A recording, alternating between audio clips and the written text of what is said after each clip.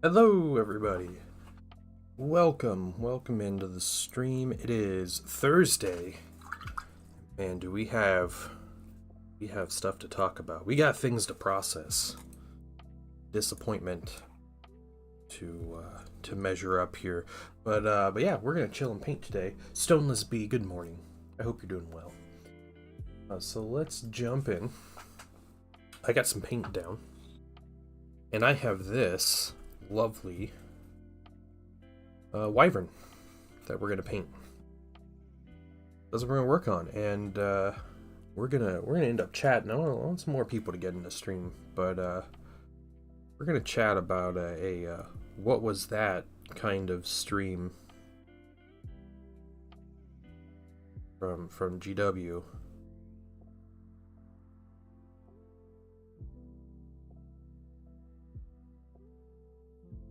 Just try to, I don't know. It's weird. Really weird.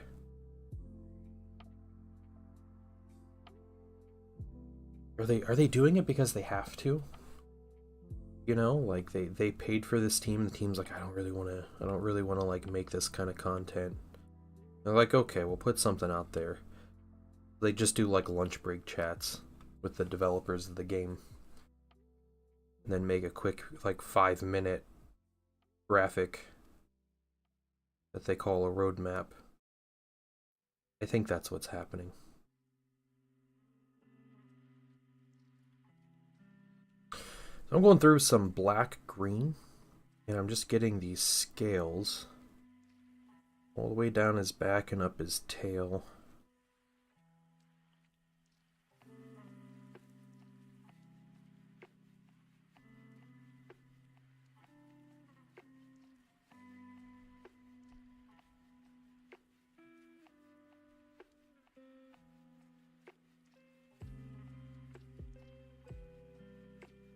That's kind of our start here. We're gonna be trying to lean into some dry brushing.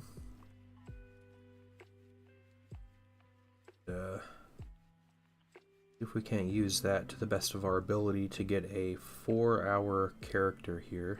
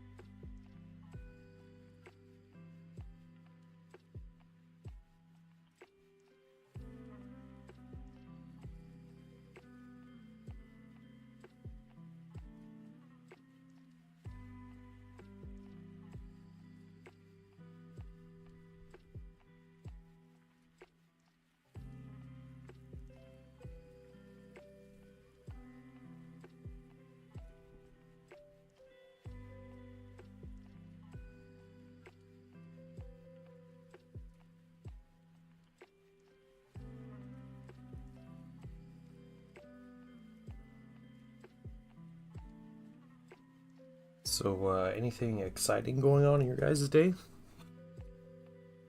Being funny, everybody having a good Thursday?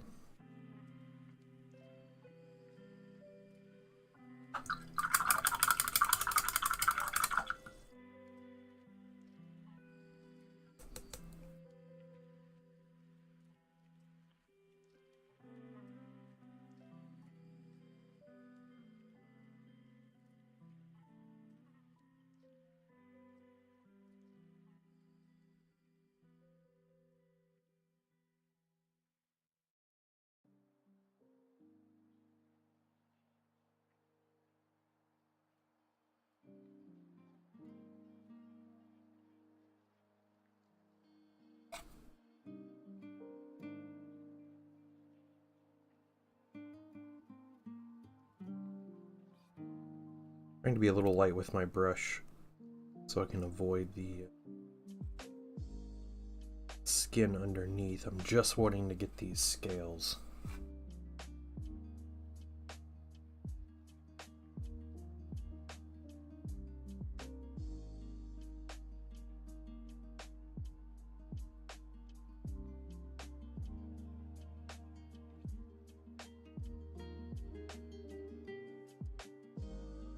Not the end of the world if I get some of the skin pieces, but try to avoid it if we can.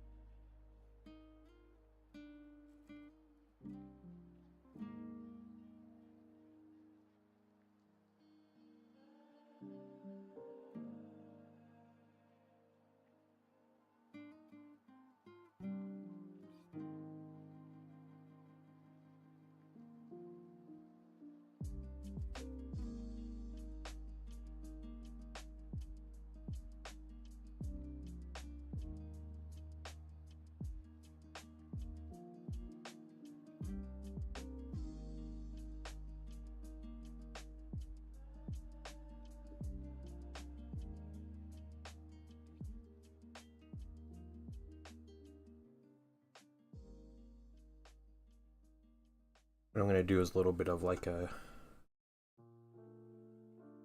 beat here. I'm going to dry brush scales when they're dry. Dry brush them with this dark yellow green. Mini is base coated in.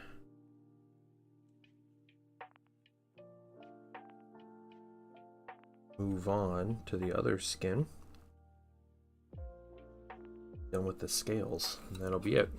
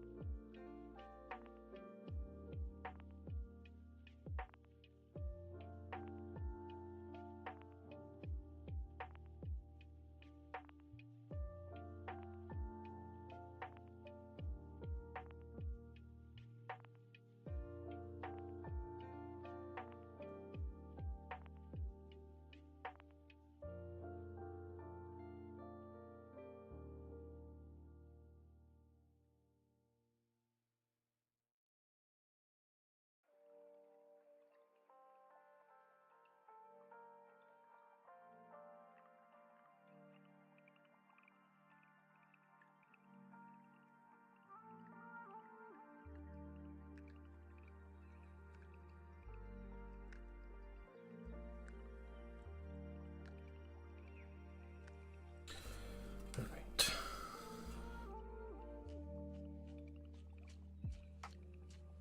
Around his head.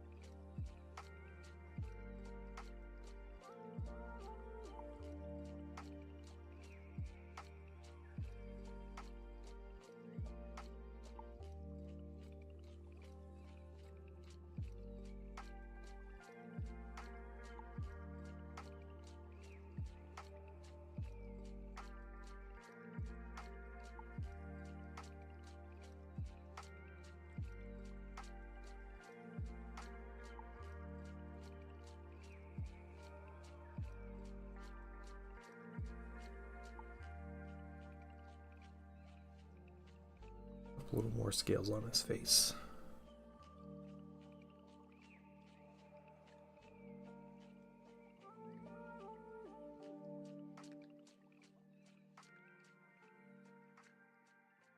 Okay, we'll do a little once over.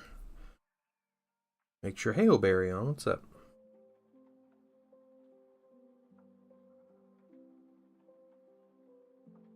Got everything that's scale shaped here.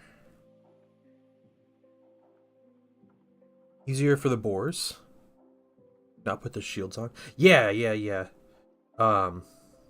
It was a little easier. Yeah, I decided to keep them on. I kind of I kind of reassembled all the minis anyway. Just to make things like fit properly and you know, and get everything together a little easier, but I decided to keep the shields off anyway. So yeah, normally I just put my shields on my minis and I work around it, but it was fine. I think they turned out really good though. I'm really happy that they turned out. Just coasting mentally right now. Okay. Get it. An episode of No Focus. Alright. They look good. Yeah, I think so too. I'm still like, I was just looking at them today. They're cool looking. We're gonna do something fun with the base. I'm not sure though. Not sure what I'm doing with the base, but they look really cool. Alright. So we finished that dark green on here. What I want to do, I want to give these just a minute to dry, and then we're going to dry brush over the scales, this same color here, this dark yellow green, to kind of highlight the scales a bit, and then we're going to go into the wings and the rest of the body, and we're going to work on the highlights on there. That's kind of the plan. I think we'll start on the body, and then we'll do the wings afterwards. I need so many trolls. You buying the giant spider, the Arachnarok or whatever? That's super cool. Mini's awesome. Oh man, guys, I have been I was playing my Total War campaign with the dwarves last night some more, and I won the long victory, but I decided to keep going. I'm gonna try to get the ultimate whatever legendary victory that they have. I'm making for any Total War aficionados here, I'm making about 400,000 gold a turn. My armies cost 0 upkeep because of the deeps buildings that give me 1 and 2% like minus to my upkeep for like faction wide. 0 upkeep armies. Making 400,000 a turn. I have 3 million gold in the bank. I'm just conquering stuff every turn. Chaos Dwarves are wiped out. Grimgore's faction's about to be taken out in like 2 or 3 turns. It's good stuff. Good stuff. Grudges are settled. Chaos is beaten back. All good stuff. What's up, Zen? How you doing, man?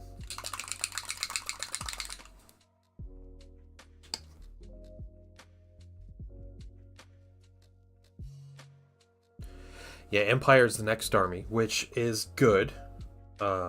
And it makes sense if they're doing a thematic perspective for the thing. Man, that reveal show sucked. Holy cow, was that bad? Like, so bad.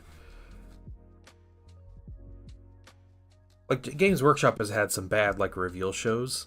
I have never been so, like just outright disappointed.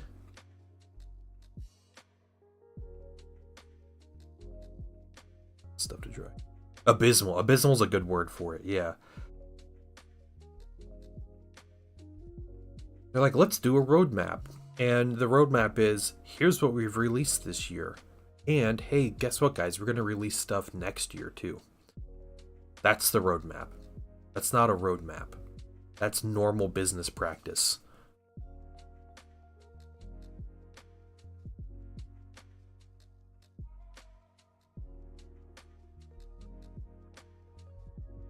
I was told from an insider that watched the reveals at Nova like an hour before everybody else got to see him, that that when they showed off the Chaos Dwarves first for Blood Bowl, and everybody in the audience freaked out. Like everybody was like going nuts. They were like excited, like cheering and stuff. And then they did the Sigmarine reveal or whatever, the Stormcast reveal, and nobody cared. Like everybody's on their phone, like no one. People were just like talking during the reveal and everything. The Stormcast don't look bad. It's just Space Marines to me. That's all it is.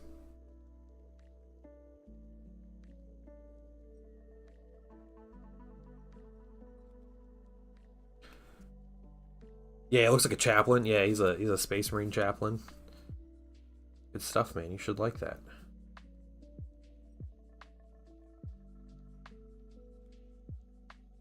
Hey, for decades, everybody joked about, the way to increase Warhammer Fantasy sales were to put Space Marines in Warhammer Fantasy. GW does it and everybody's mad. So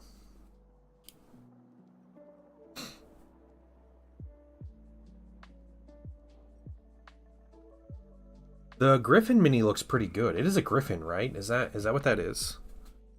I thought that was a pretty good mini, but otherwise, meh.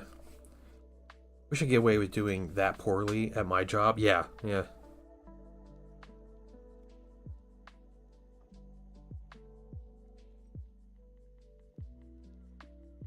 I like how I noticed in particular the Horus Heresy interview they did with like the developer or whatever.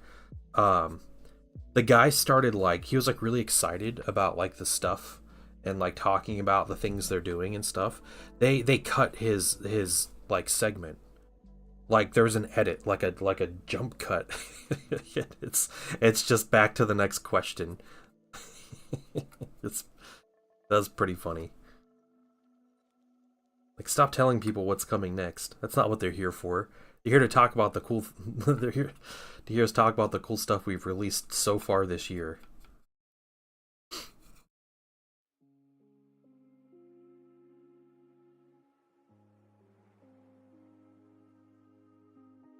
Halo expansion and other things, yeah. And then at the end they have this little hey, Legions Imperialis, we didn't forget about you, and that's literally like what it is in the roadmap for Horus Heresy. Yeah, thanks for coming on. They're like shoving him out the door. He's like, but wait, there's something really important coming.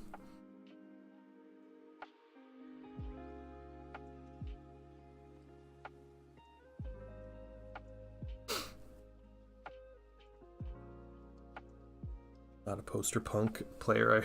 Okay, I don't know. I don't get that reference. Loki, if you're giving anime references again in this channel, man, I'm gonna start timing out. References I don't understand. Automatic timeout.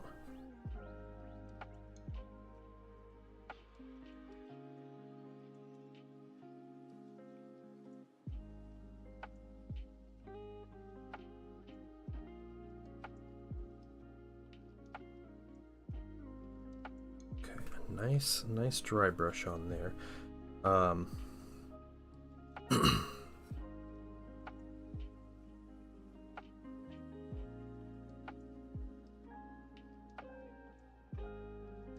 Okay.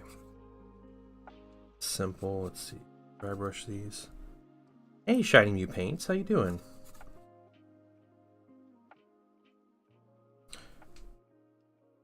Call the poster punks. Oh, okay, poster punks. That's what poster punks. Okay. Space Marines, yeah. I gotcha. Okay, you're referencing like Ultramarines people. I get it. Right. Here's what I'm gonna try something risky. We're gonna take some bright yellow green.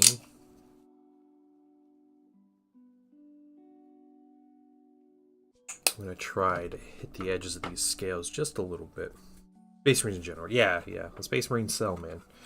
Like I get talking about Space Marines and like revealing stuff for Space Marines, but like they didn't reveal anything. So the day to myself. Okay, nice. That's good to hear. Hopefully you're taking full advantage. Not sitting on Twitch all day watching some dude paint minis and watching paint dry. Hey, to each their own. I won't fault anyone for coming to hang out in my stream.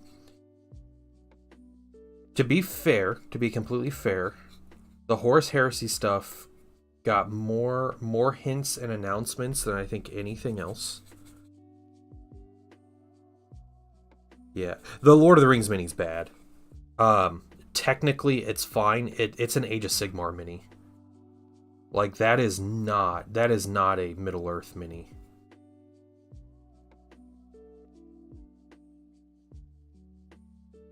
And it's really disappointing. Like, it's not true scale. Middle Earth minis are true scale. Like, it's chunky. The horse is chunky. He's got, like, crazy animated expression on his face. And, like, I understand it's from an anime. Like, that's, you know, that's fine. But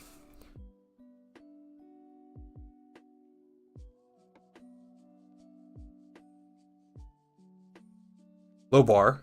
30-second recycled kill team footage was more revealing than anything said about 40k. Yeah. We're all disappointed in James today.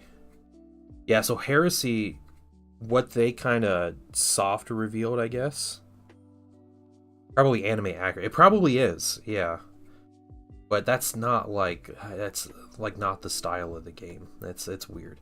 For Heresy, they talked about how they're, you know, okay, so they're gonna do more waves of Mechanicum and Solar Ox. That's good. Definitely necessary.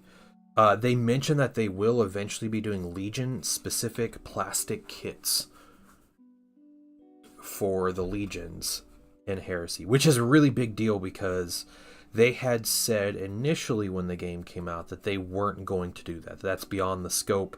You'll have to do Forge World for that, or 3D prints.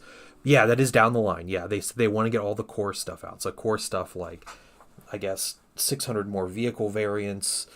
I don't know if they said something about gun emplacements or turrets or something. Might be a thing. So like the Tarantula turrets, maybe rapier batteries, reconnaissance units and scouts. There's like javelins and speeders, a bunch of like little things like that. And then yeah, not to mention the other two factions, and if they somehow want to do another faction on top of that. Because part of the roadmap, it actually says there's a new faction coming. Which is strange. Because all I can think of is like demons. If they do 30k demons.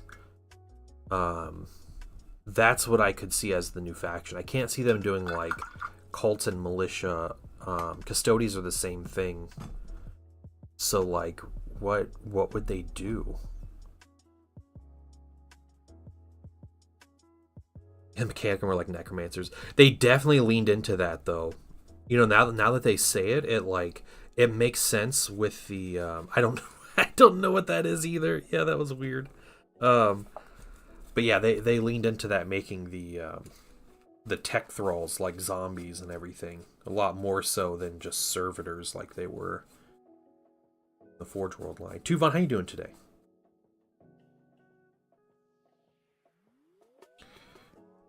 What we're gonna do? Going to dry brush more stuff, and I think I want to do the similar color scheme to the orc skin, but maybe not so much. We'll put a little less bright green in it.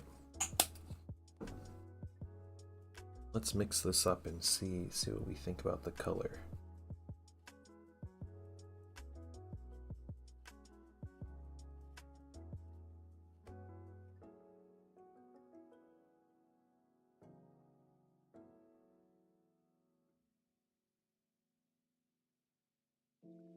Orc skin ratio is 2:1 of yellow green, bright green, and bright yellow green. And we're doing 2:1:1. 2 parts yellow green, 1 part bright green. 1 part bright yellow-green. Yeah, let's see. I don't know if I'd use that bright green a lot on its own, but I like it.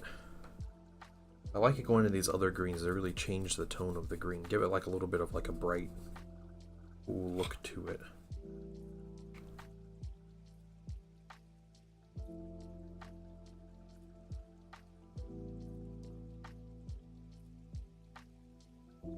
More yellow green. You can barely see it, but it's not enough.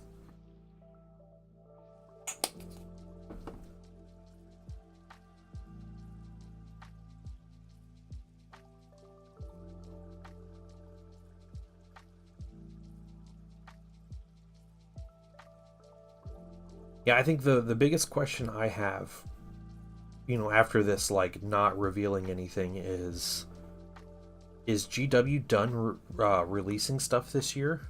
Like, it is still August. And it's really strange because nothing they talk about talks about releases this year. And I don't think they've announced everything, or I wouldn't imagine they would have announced everything that they're releasing through the rest of the year. Like, that's strange. Hey, Tuvan, I am painting an Orc Warboss on a Wyvern.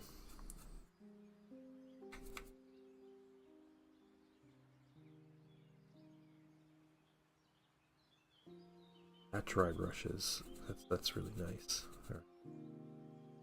We can work with this. That's kind of a foundation.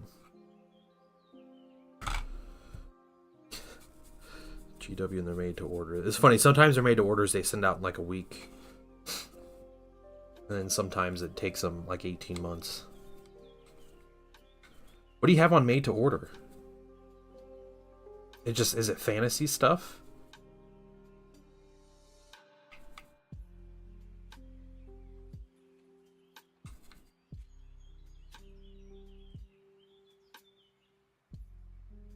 We're gonna try to go a little heavier here.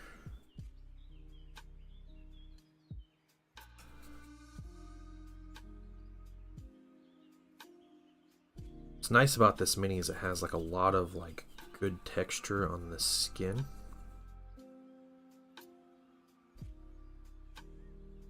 So it really takes to this kind of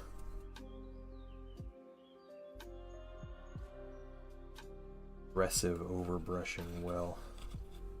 Stone trolls, okay. What am I, Night Goblin Sword? Oh gosh. Oh, that's so ridiculous, dude.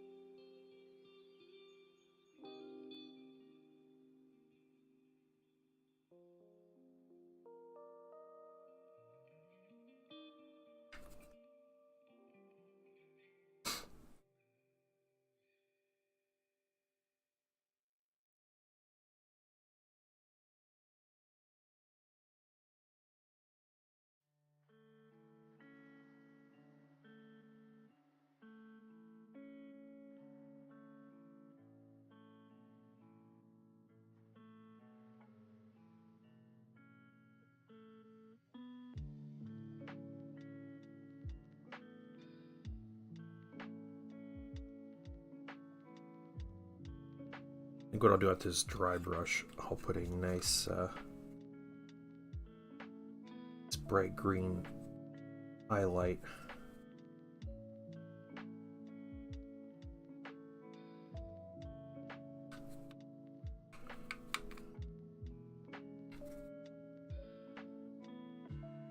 Scales weren't perfect. Kind of messing them up a bit with our another dry brush here, but that's okay. It's okay. Hey, Mydro, what's up? How are you doing? We're just talking about our disappointment in James.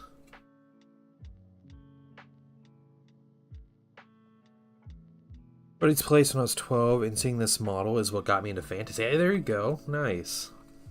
This model is like classic Warhammer Fantasy. This is such a cool mini.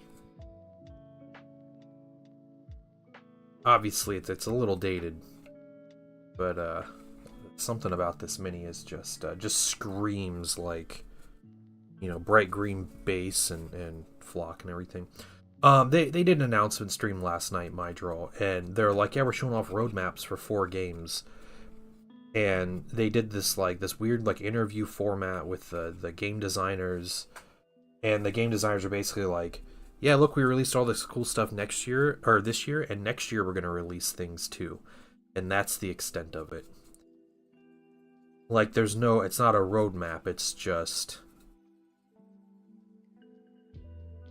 like, hey, at some point next year we're gonna release. You know, they did say like 3 of the 40k factions they're going to release, which is cool, but otherwise it's literally just like, we did things this year, and next year things are going to happen.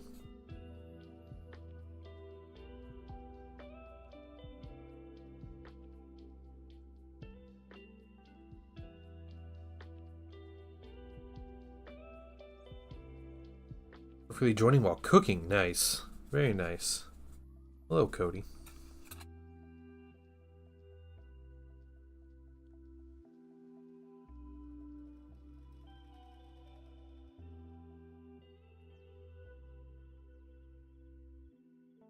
Man, I had to sit through a whole ad on Twitch to watch this stream. This is how they repaid me.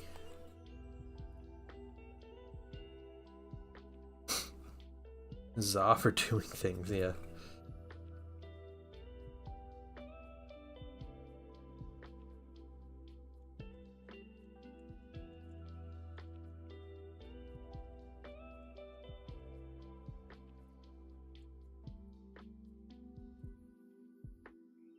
Your things happen. Let your games breathe for a minute. Yeah. Well, it's not about like, people aren't happy with the rate at which things are happening. It's just that they hype a stream, they talk about a roadmap, like people want to know what's coming out in the future, you know? And then they literally do this little interview with the designer, and the designer's like, yeah, we're going to be releasing stuff next year. And like, they don't even say what for the most part.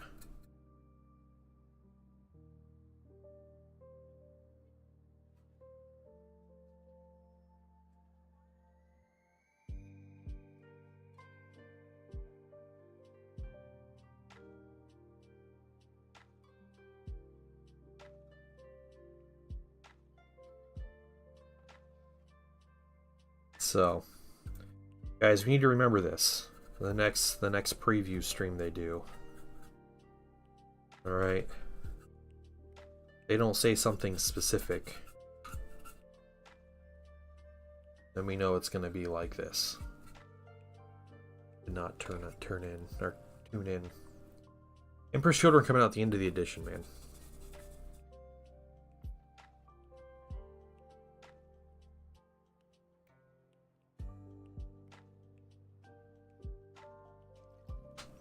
Doing Polish pasta with cottage cheese.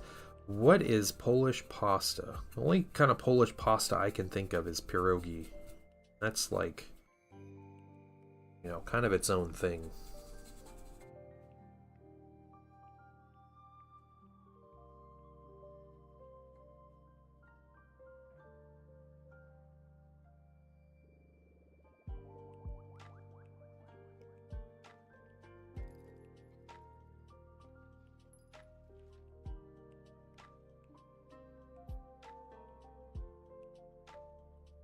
Chaos Treats mean Chaos branded candy corn. Comes out with Warhammer Maggot. Probably. It'd be really expensive candy corn too. Tastes like lemons. You guys remember the Warhammer 40k candles that came out? I don't know if they did Age of Sigmar ones, but they did Warhammer candles. It was, I don't know, it was a year or two ago when they did those. And I watched someone who actually did a review of the candle scents. Like, one of them was literally like Nurgle's Rot. Like, yeah, here's a candle. And yeah, the guy's like, all of these are just like lemon scented. Like lemon and vanilla, and like that's all the candles. No cards, pasta with meat and cottage cheese. Okay, interesting. It sounds good. Okay, a bit of dry brushing there. Let's shift gears a little bit. Let's see if we can. We're gonna mess with these wings. Just trying to break up different parts of the wyvern.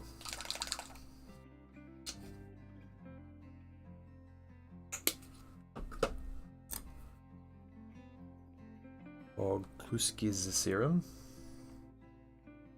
Pronounce that. I don't know, man. It sounds good. You like cottage cheese? I'm a little sick of cottage cheese. I've been eating cottage cheese than I usually do, but putting it with something would be good. Welcome back, Zen.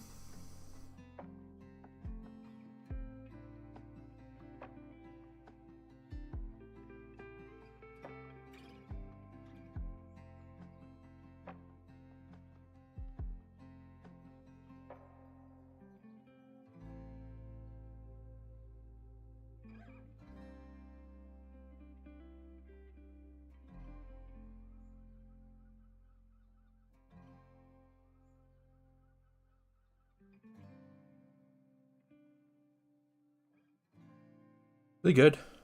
You being a sugar alternative. Yeah. Monk fruit. Okay. Yeah, I mean I do love sugar. I haven't been too bad. I mean, I use some. I have some like artificial sweeteners and stuff. I'll put in desserts or smoothies or whatever, and I'm good. But in products gives me number 3. What is number 3? I mean, I can guess. I can guess what number 3 is. You don't want to know? All right. I'll take your word for it.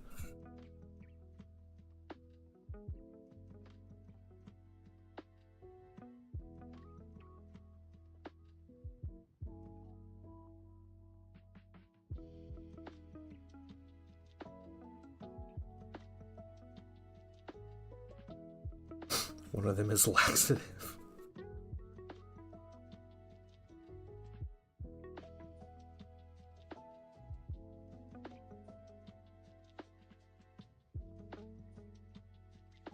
A little bit faded on the wings. That's what we're gonna do.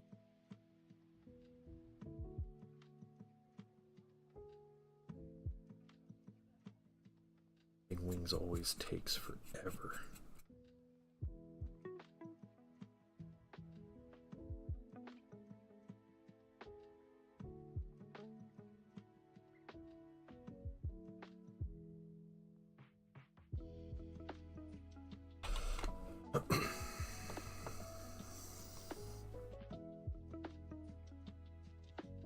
My goal is to finish this mini, so we'll see. Zorbital. Okay. Vacation over, back to work. Alright. Alright, Tuvon. You have a great one. Thanks for coming to hang out in the stream, man.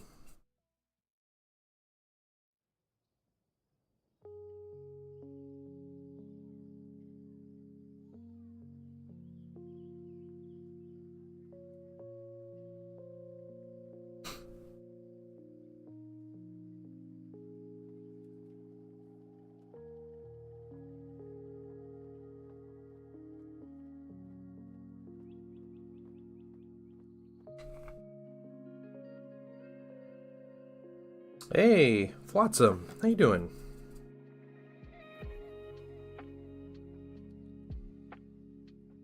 Got health. Okay. Interesting.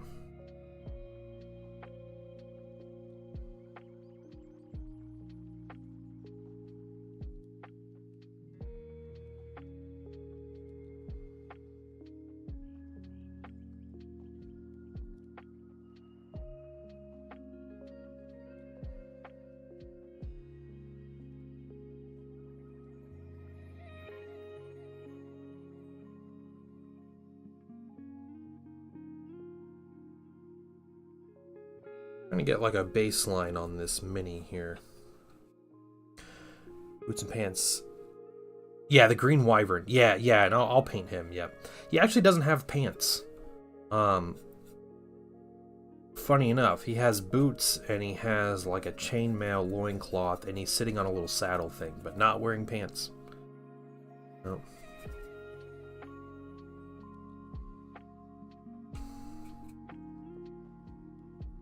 Pants were not in the budget.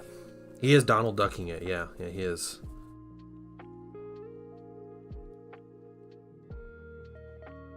I don't want her to do it in comfort.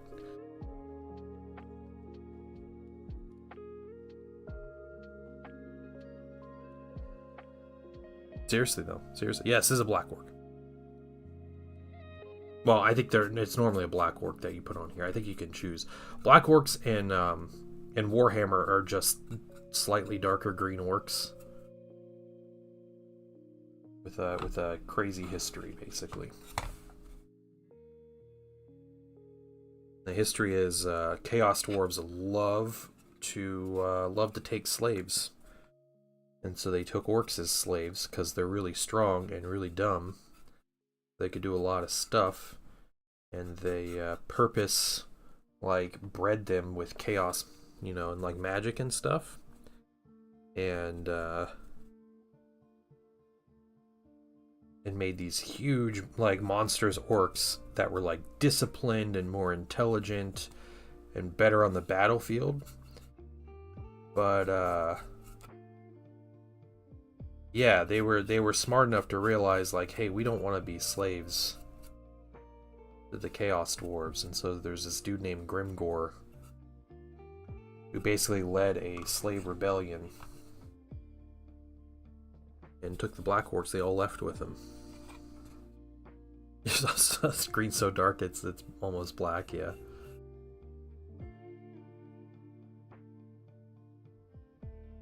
Yeah. So Black Orcs are like the elite orcs.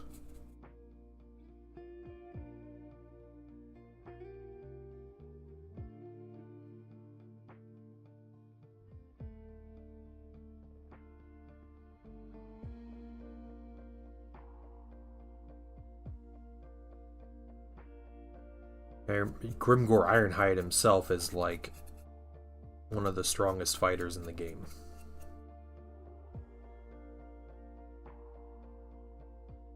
Which he's not in the actual old world, but I guess in the setting he's one of the strongest fighters. There was a way back in the day, mid-2000s, there was this big summer event called the Storm of Chaos, and it was like Archaon bringing the end times to the Warhammer world. So this big war, bunch of characters created, everybody was fighting in it for different reasons, all this stuff. Well, big confrontation comes between the Empire and Chaos. They're sieging, I don't know, Marienburg or Middenheim or something, some big city. And this guy named Volton shows up, who's an Imperial. He's like the resurrection of, like the second coming of Sigmar, basically, is who this guy is. He's got like a twin-tailed comet birthmark and ends up getting all the cool gear. Like Karl Franz gives him Galmaraz to use, like the Warhammer to use. He gets this crazy armor the dwarves made for Sigmar thousands of years ago and like never gave because Sigmar left. So all goes to Volton. Volton goes to fight Archaon. They're beating each other to a bloody pulp, and Volton is losing, and Archaon is about to kill him, You know, both severely injured. When out of nowhere, Grimgor comes and just knocks Archaon down. Doesn't kill him, but just like beats the crap out of him. Wins the fight, decides not to kill him, and says Grimgor is the best, and just like walks off.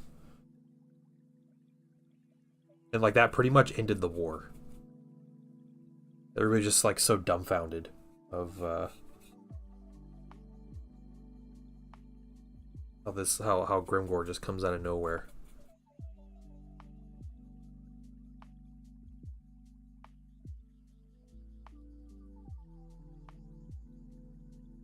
Yeah, it is. It is such an orc thing to do. Yeah.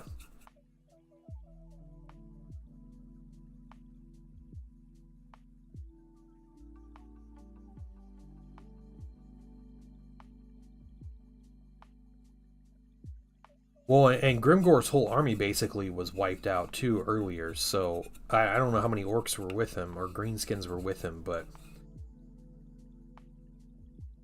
wasn't a lot.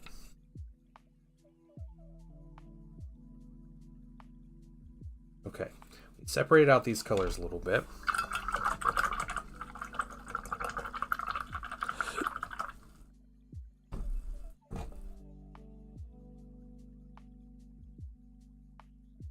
Some of the pigment out of these bristles here.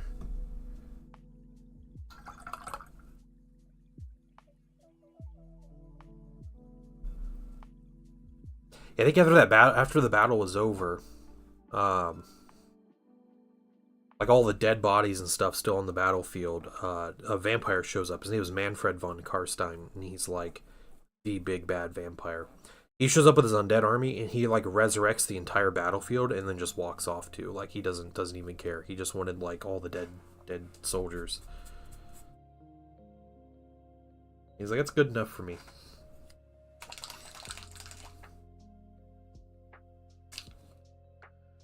Yeah, that was an example of wet necromancy, according to Games Workshop. It's such a weird thing to say.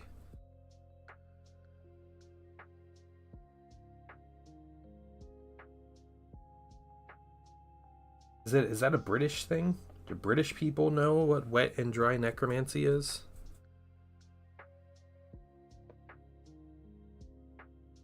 I really hope they do.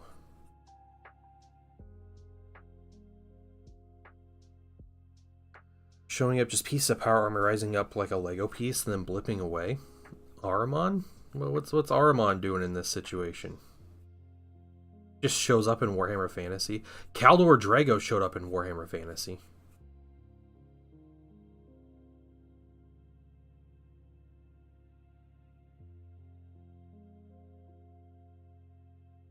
I kid you not, that guy is the worst.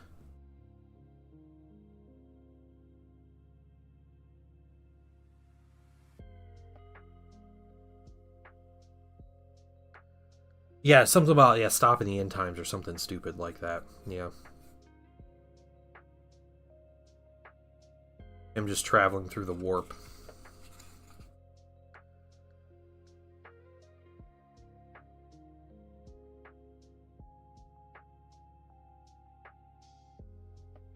Guess wet necromancy is for the freshly dead. That could make sense. Is that Claudia Dooley? Is that your name? Welcome in from YouTube. Coming in here, making a bit of sense, I guess. What do you think of this year Warhammer minis? I'm not impressed. The Inquisitor looks all right. I don't remember what the Sigmar mini is, but I remember I didn't like it.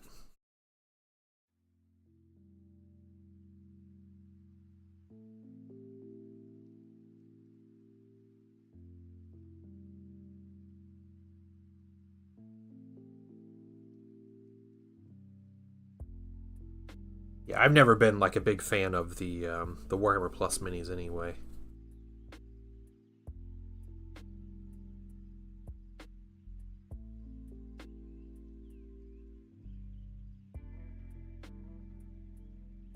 Marshall's henchman looks weird. Yeah.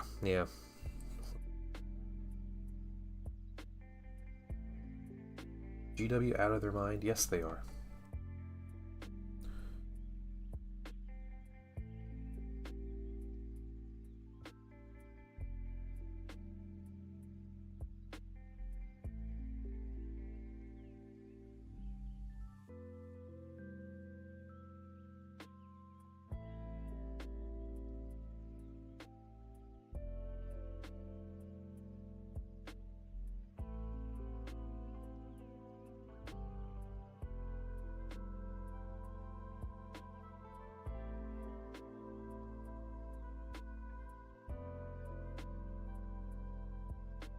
Like the sorceress and the assassin. Yeah, the Vindicare was pretty cool, but he had like the big scenic base and everything that made him cool. And also, I think isn't the Vindicare like the current plastic Vindicare? He's not even like aiming his rifle. Is that right?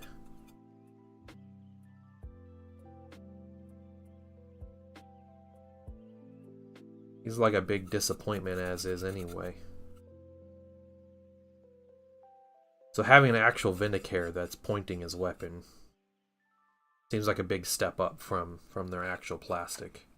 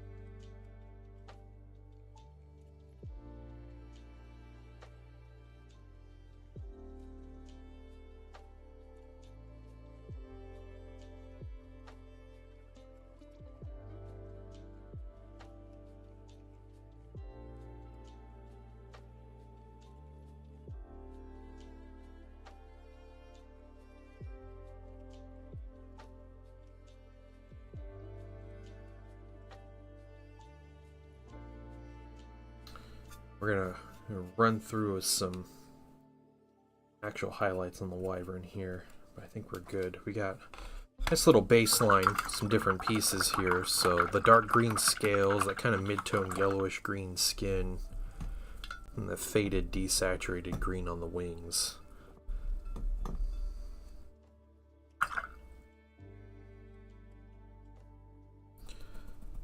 Alright, so we're gonna get a highlight brush.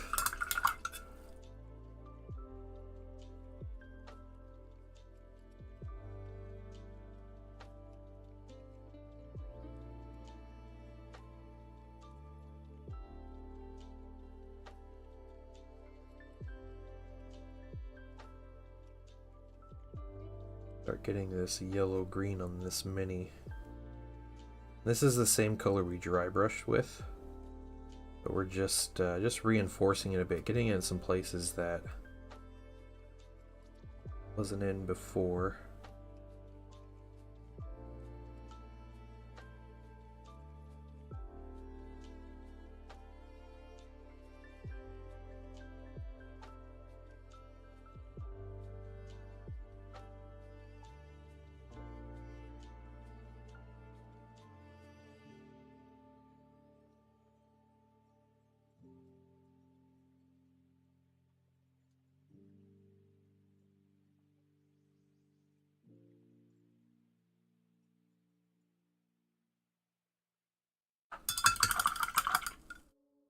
Game format that GW said little to nothing about. I can't remember which it was. Kill Team. They didn't do Kill Team or Underworlds. But they just did a Kill Team reveal like 2 weeks ago.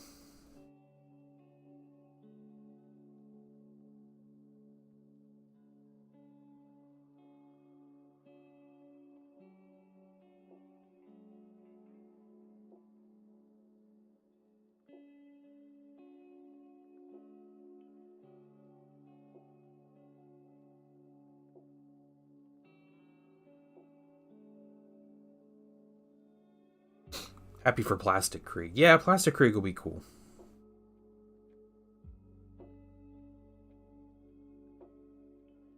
I think there's a lot to look forward to. It's just that, man, that whole like preview.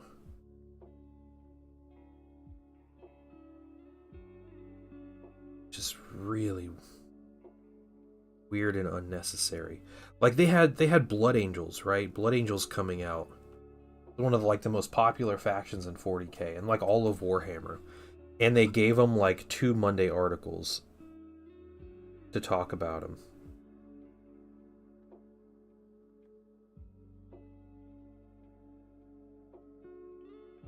Oh, you know what? The biggest news I got from this I'm looking forward to is Heresy Thursdays are coming back next week.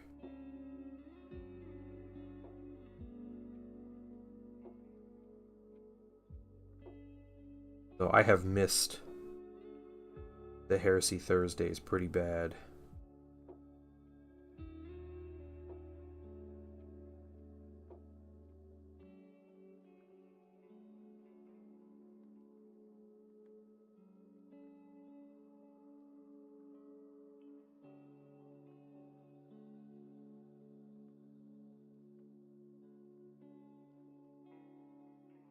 Second, that things got pushed out because they're rewriting codexes. I doubt that. I highly doubt that, Choach. Should I super secret thing they show people at Nova is them replaying the Kill Team trailer? Yeah. That sounds like some copium from people who aren't liking their codex. Or like the codex releases that have come out.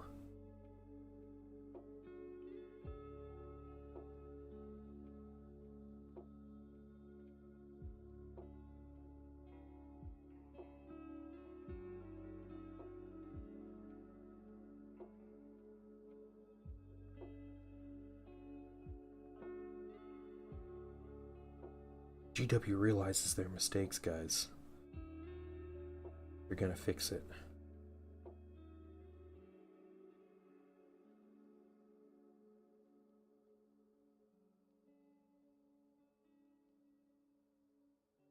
I just can't, like, I can't believe that they're done releasing new stuff for the year. That's what seems weird. Like, is the rest of the year after, like, September, is the rest of the year just Middle-earth? Like, that's like the only thing they've talked about that's actually coming out. I guess, I mean, we can look. Did the old world specify...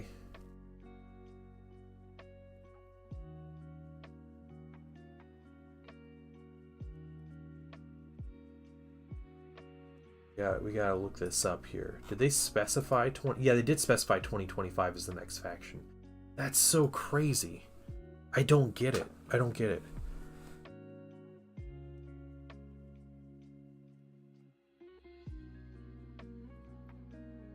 Still waiting for what else for the old world? Yeah, seems like they're going to be at the tail end then. So it's going to be High Elves. And who's left for the evil side then? You had Tomb Kings, Orcs, Chaos. There's Beastmen and who's the fifth one? Who's there's a fifth one. Is it just Beastmen? I thought there were 5 evil armies and 4 good. Maybe there's 4 evil and 5 good. Maybe that's what it was. Wars, what else? High Elves, Empire, and Bretonnia. Yeah, okay. Cool. So yeah, it's just Beastmen. I figured Beastmen would kind of coincide with Wood Elves. So it would be, at that point, it'd probably be Empire, High Elves, Beastmen, then Wood Elves shortly after. Right? And then who knows after that point. Beastmen are a super cool army, yeah. We were talking about that yesterday. They were one of my favorite playthroughs in Total War.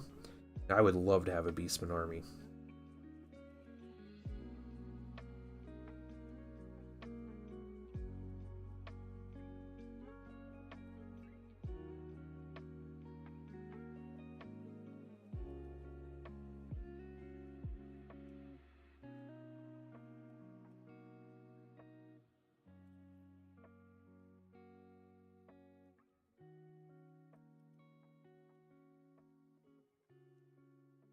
basically got that half. Let's get back into his tail, and then we'll come around to the other half of the mini.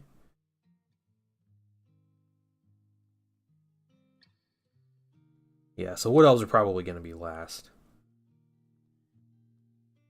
Which I'm okay with because they're like the good army that I'm interested in the most. So I'm okay with those being pushed back. The old world being left behind too. Yeah, a bunch of the old worlds being left behind. They released there's a whole bunch of weird things about it, Claudia, but basically they made full rules for like all 16 factions from Warhammer Fantasy. At some point it seems like GW kind of backed it up a little bit, like stepped back, and they didn't want to release that many factions.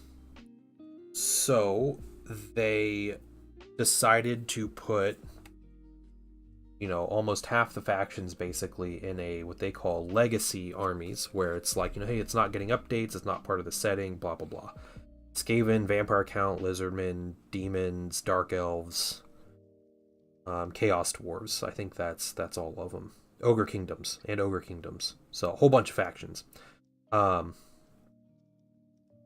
I think the idea is if Warhammer does well and it sticks around long enough, they'll either do a second edition and put the rest of the factions in, or they'll just decide to make an arcane journal for legacy factions, like start putting them out. It sounds like, I didn't realize that the arcane journals had like an overarching narrative in them and like lore to them, but it sounds like they're building up to a chaos invasion of the Empire and probably a Kislev release, because Kislev is the focal point of Kul's invasion of, you know, the south or whatever. So I imagine that's what they're building up to after each of the arcane journals comes out. And then after that point, you know, who knows? I imagine some campaign supplements that, you know, further the narrative a bit, that put out rules for stuff, and then maybe you start seeing like Chaos Demons coming out because, you know, this is a chaos invasion of the old world, and then, you know, maybe the undead come about because, you know, there's tons of dead people in war, and so the, you know, necromancers are taking advantage and all that kind of stuff. Thanks, Brian, bro. What you know the community's been waiting to get their hands on. Oh, that's all they said about Warcry. Okay.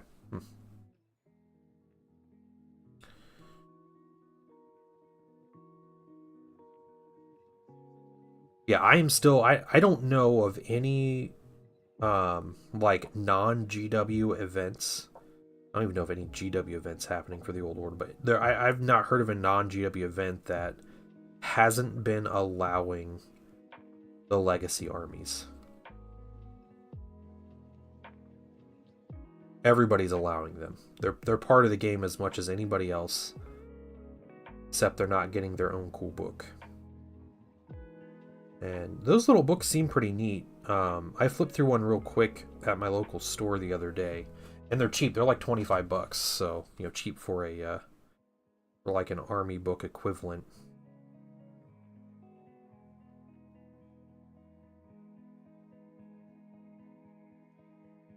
Moment where Norska loots Cetra's tomb and he goes sicko mode to get stuff stolen. Oh, okay, yeah.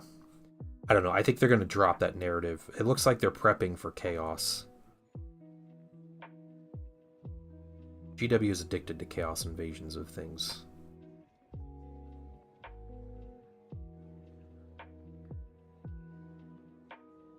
I was going to say Norska would be a cool faction choice to be like a standalone. But the fact they put the Skin Wolves in the Chaos Warrior faction kind of puts that theory to bed. If they, you know, if they were going to follow, I guess, like CA's model with Total War, Norse could be perfect.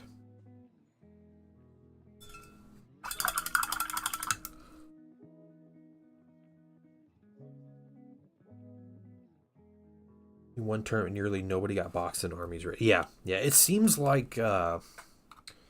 Also, an okay Guardian. How you doing, man? See that. Um, it seems like it took a few months at a minimum before things started picking up in my local community. And like people are fine, like it wasn't even like a weekly game. You have like a Discord um for the old world. And it's finally at this point I see people playing like more than one game being played a week.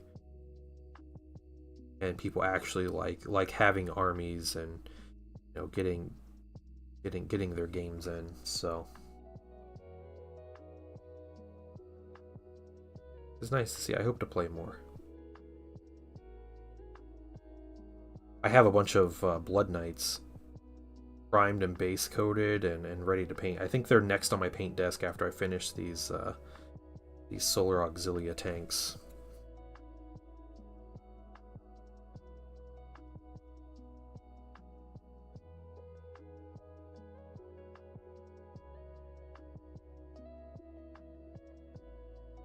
Okay. Not too bad. Everyone's doing good. Friday's almost here, that's right. Yeah. I'm excited. I'm gonna watch some Rings of Power tonight. That show gets very mixed reviews, but looking forward to it.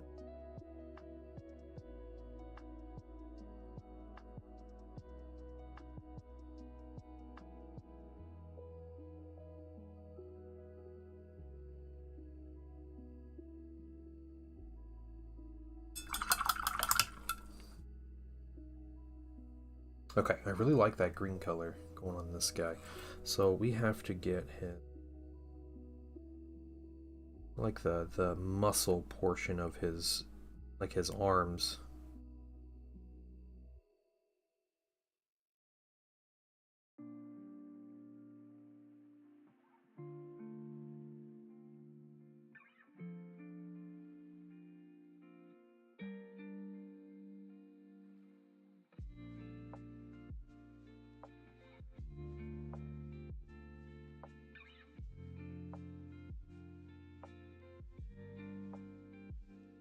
Here's what they've done with Tom Bombadil. Yeah, are they putting Tom Bombadil in the show?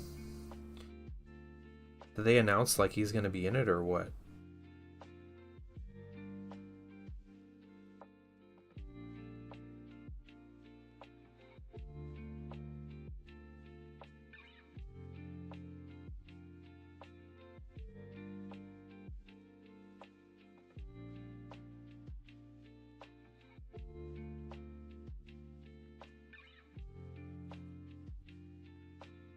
Last day for this leg of the install. Or at the end of September, I'm free the next 2 weeks. Oh, nice. Okay.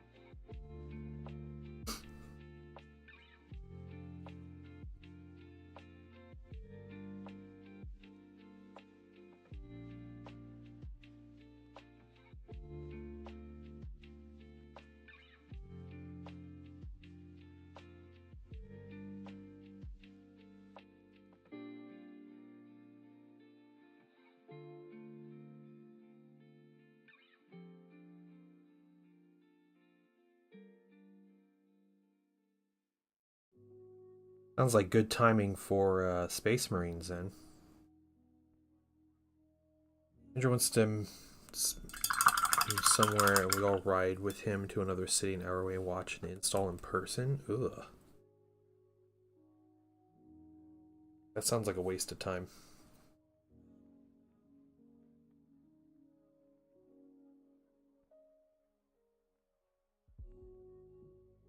Tremendously.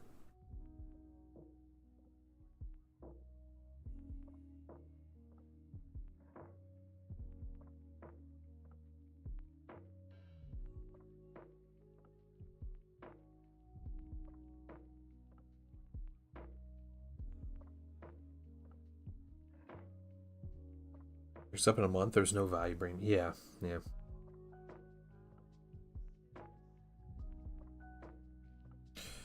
Hey, Big Cat. What's going on? This other wing.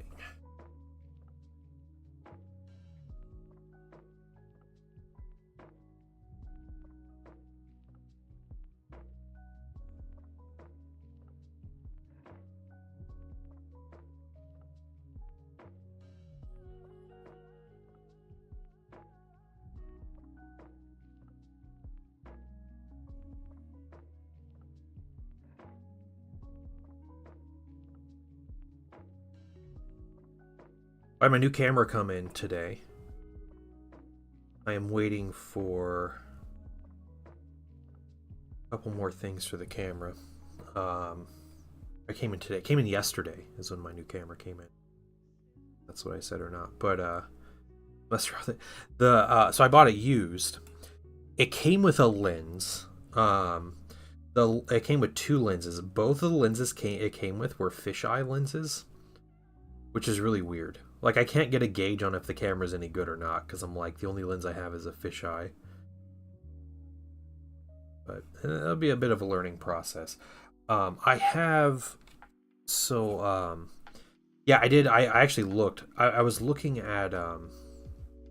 we were talking about... what are they?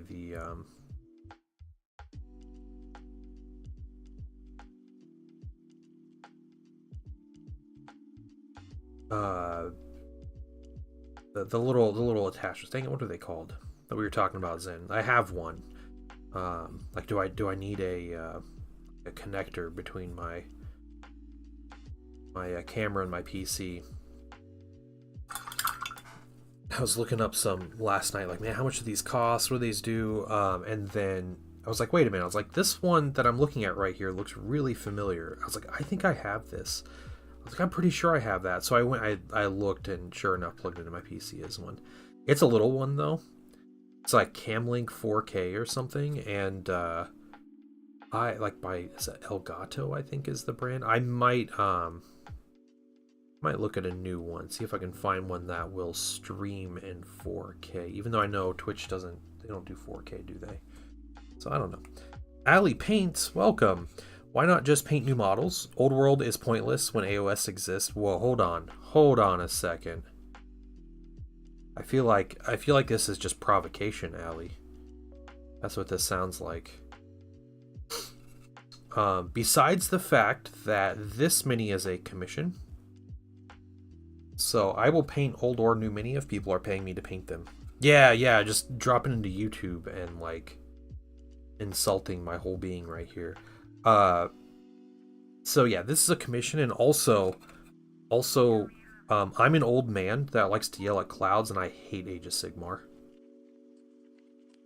For my own purpose, I play most Games Workshop games. I do not play anything related to Age of Sigmar because I do not like it. I don't like the style. I don't like the miniatures that come out for the game. I think the setting is bad. Personal opinions from my end. I know a lot of people like it, and that's totally fine. I do not like Age of Sigmar, and I love Warhammer Fantasy. I grew up playing Warhammer Fantasy. So yeah, I have a Warhammer Fantasy army. Warhammer the Old World army. So, well, it's not a dead game though.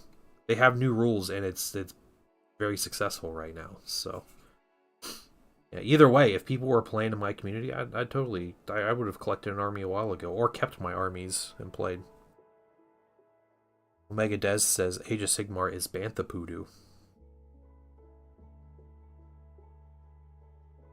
Yeah, Claude, a little bit of fighting words.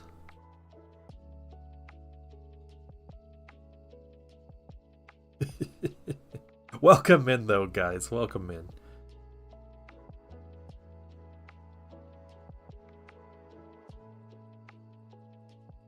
Sometimes we paint minis because they're fun. Yeah, it wasn't making money, which is fine, you know? They didn't want it, but, you know, now it's back and it's making money because nostalgia is really powerful. So...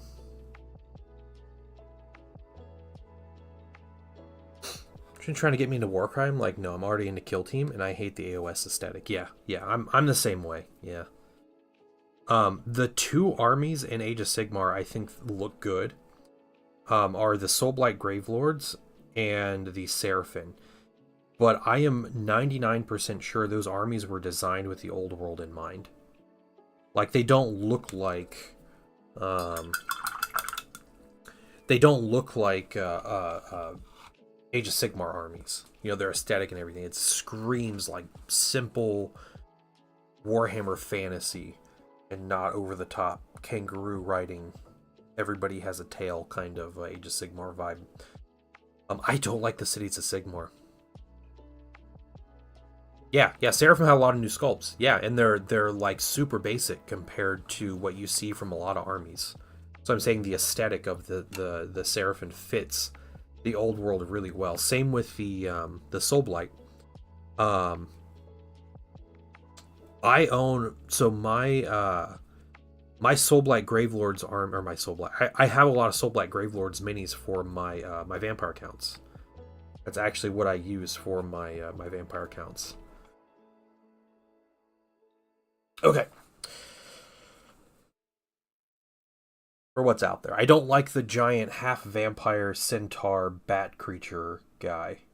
I have two of those. If anyone would like to buy one, please let me know. Send me a message on Discord if you want a giant is it a Varangian Lord or something, or whatever that mini's called. I will happily sell someone that mini at a discounted price. I have two of them. And I might convert one into a winged nightmare.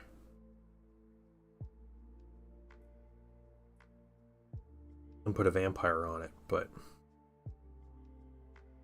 as much as I can think, I don't want a second one. Who was it? I think it was Xenobond. If you guys remember Xenobond, he worked on the team that he did the art for in like model design for Warhammer Online, that old game. He was the one who designed the Winged Nightmare in that game. He showed it to me. It was so cool. He has been MIA. Yeah, I haven't seen him in a little while. Battle-worn, tired, normal human faction. Yeah, and I'm totally cool with like just people, you know, as an army. I think those are very compelling and like really cool normally. Like, I love the Empire in Warhammer Fantasy. I love the Imperial Guard. I like that stuff. My problem with the Cities of Sigmar is the minis are way overdone.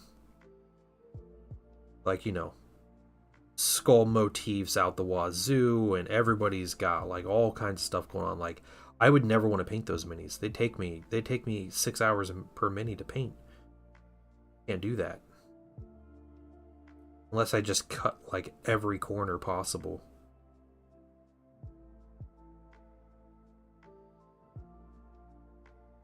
Or like there's literally a dude riding an ogre, which to me is a little too much. Hey Valref, welcome. In principle, the Seraphim are simplified, looking like looking at Skink Starseers and Slain Star Masters. Yeah, the Skink Starseer. Hold on, because there's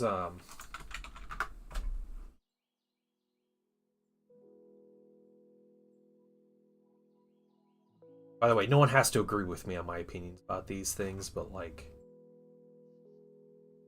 I thought the Starseer was originally a Warhammer Fantasy mini. Because I have that mini. I painted that mini. No, I painted the Star Priest. The Star Priest was a Warhammer Fantasy mini before before Age of Sigmar came out. Yeah, the Star Priest. It's the mini. Yeah. I'm cool. I'm cool with people, you know, like you guys can like what you want and dislike what you want. Again, I have no problem with it. We just chill here, Allie. That's all we do. Yeah, as long as we're not talking about religion or politics, we're good. I don't see the Starseer on their website. Oh, the Starseer. Here we go. Okay, it's a skink on a little palanquin. Even that mini though. That mini would fit just fine in Warhammer Fantasy. It really would. Like, It's a great looking mini, but like a skink, Lizardmen are already kind of far fetched for Warhammer Fantasy, right? Like they are one of the most like high fantasy armies between them and Skaven. But yeah, a skink on a palanquin, skink that got a little uppity, feeling a little too good. Like I think that works for Warhammer Fantasy to me. Putting the feathers on the dinosaurs that they ride, I think is a little different than their old aesthetic. It's all scale and cold-bloodedness and stuff, but I feel like it's appropriate, especially because of what we know about dinosaurs at this point. Yeah, there's new Skaven sculpts. They look all right. I think that new Skaven, I think those fit pretty well into Warhammer Fantasy. Same with like what's fun? Everything but the elves. The elves in Age of Sigmar are horrendous in my opinion. But these factions, there was a time when the old world was supposed to have all of the armies. When they re-released it, was supposed to have all the armies, and I strongly feel, with very little evidence besides looking at the minis and being a 25-year veteran of these games, these armies, the Skaven, Slaves to Darkness, the Seraphim, the Soulblight Gravelords, they were supposed to be minis that were going to be dual box for Warhammer the Old World and for Age of Sigmar. It would be very hard for someone to convince me otherwise. GW at some point seems to have pulled the plug on a lot of the like that cross compatibility, not in the model design sense, but in a marketing sense. It seems like they didn't want to like cross revenue streams or whatever. So they kind of pulled the plug on a lot of factions. Now Chaos is still one of the main factions in Warhammer Fantasy. They're one of the big ones, but you see they re-released the old one. Yeah, Allie, I don't think you're wrong necessarily with that. The thing is though, like people still enjoy that though. Not everybody wants a super simple game that's all abstract, I enjoy playing Horus Heresy more than 40k. Horus Heresy 7th edition 40k, is it super bloated and are there way too many rules? Yeah, there are. But it's enjoyable because it's immersive and it's fun and the minis are cool and the setting is cool, and like that's why I play games. If someone is playing games to be competitive because they want to win and be the best in the world and they want to have the ITC record and all this stuff, then don't play the old world then. Like, you play a game that you can play and that will, fit with your goal. But yeah, I love Horus Heresy.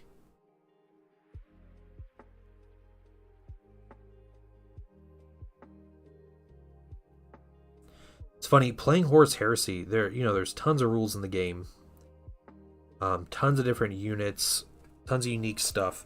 Yeah, and I feel like I have less of a mirror match going on in Horus Heresy playing a different Space Marine Legion than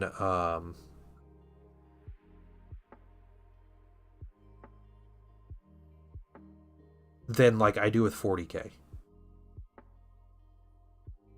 And not even like the Marines versus Marine matchup. Like, I'm talking like certain Xenos factions just feel like, copies of Space Marines, like Votan, or I don't the rules in 40k have been simplified so much that there's a lot of flavor that's lost in that. 30k is not a unique game though. 30k is literally in the same universe as 40k. No hostility at all, but like that's an outright like incorrect statement. It literally uses the rule set from 40k from like 7 years ago.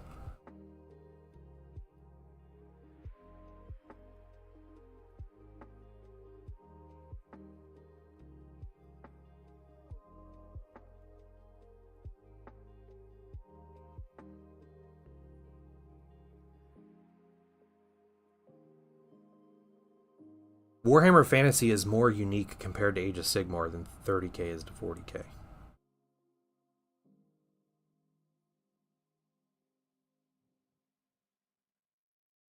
Yeah, I don't know why this is like a hill to die on here. Like, people enjoy it. GW's selling a bunch of minis. They're making money on it. That's what GW wants to do, is to make money.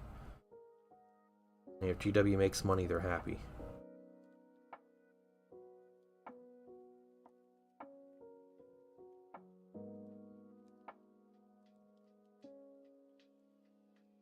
Yeah, man, some of the rule bloat feels so good, though. Okay, ask Zen. Is Zen in here?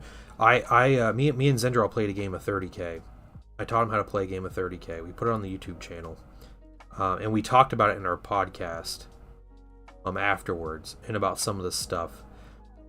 And there is just an amazing feeling to like one-shotting a tank, and the thing blows up, and like seeing the consequences about that. Or like fighting in a combat and the units actually like run away from it, or like AP, like, having like completely different ideas behind it and like how it works. Like, there's a lot of interesting things. Weapons having a ton of unique rules and like differences in them. Like, there's a lot that goes into a setting with a lot of rules. We spend a lot of time looking up the rules when I'm not sure, but a ton of fun. All that stuff isn't 40k anymore. Yeah.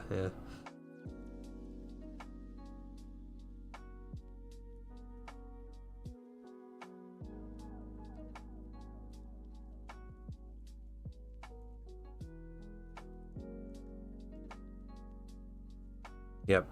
There's something about 5 assault marines charging 20 tactical marines, killing 3 of them, winning the combat.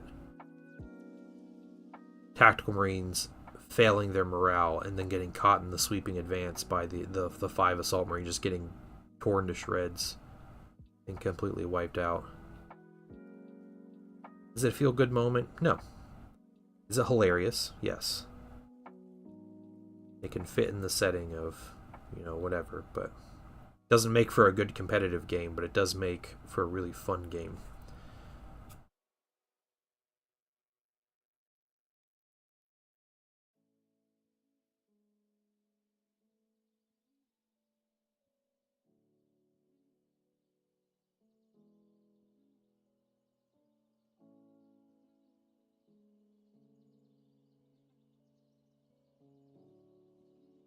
Okay, I think what I'm going to do at this point, I am going to put a base coat of black on this orc, on his armor. And then we're going to kind of start on his armor, and then maybe while that's drying, we'll start doing some of these horns and claws and teeth with the base coat. I think that's the play. Like kill team, yeah. Yep, I do like my my big crunchy rule sets. They're a lot of fun to me. I like a good simple game.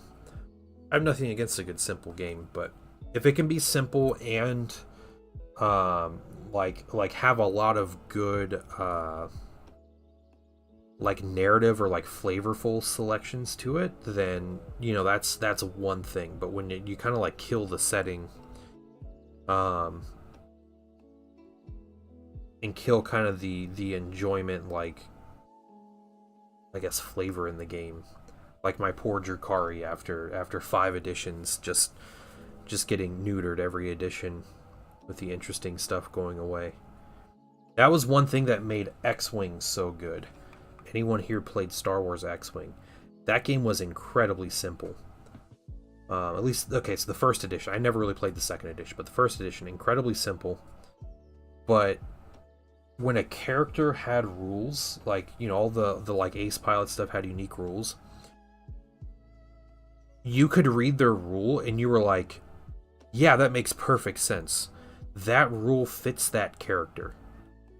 but it was nothing like overly complicated. It was stuff like Luke Skywalker would like, you know, get like a lucky shot, kind of like him blowing up the Death Star in Episode 4, you know, or like Han's Millennium Falcon always shoots first because haha Han shoots first, like that thing. But like it worked in the rules, and it was like it was very like flavorful, right? First edition, it started off solid, it got very bloated. It did get bloated, yeah, yeah, yeah.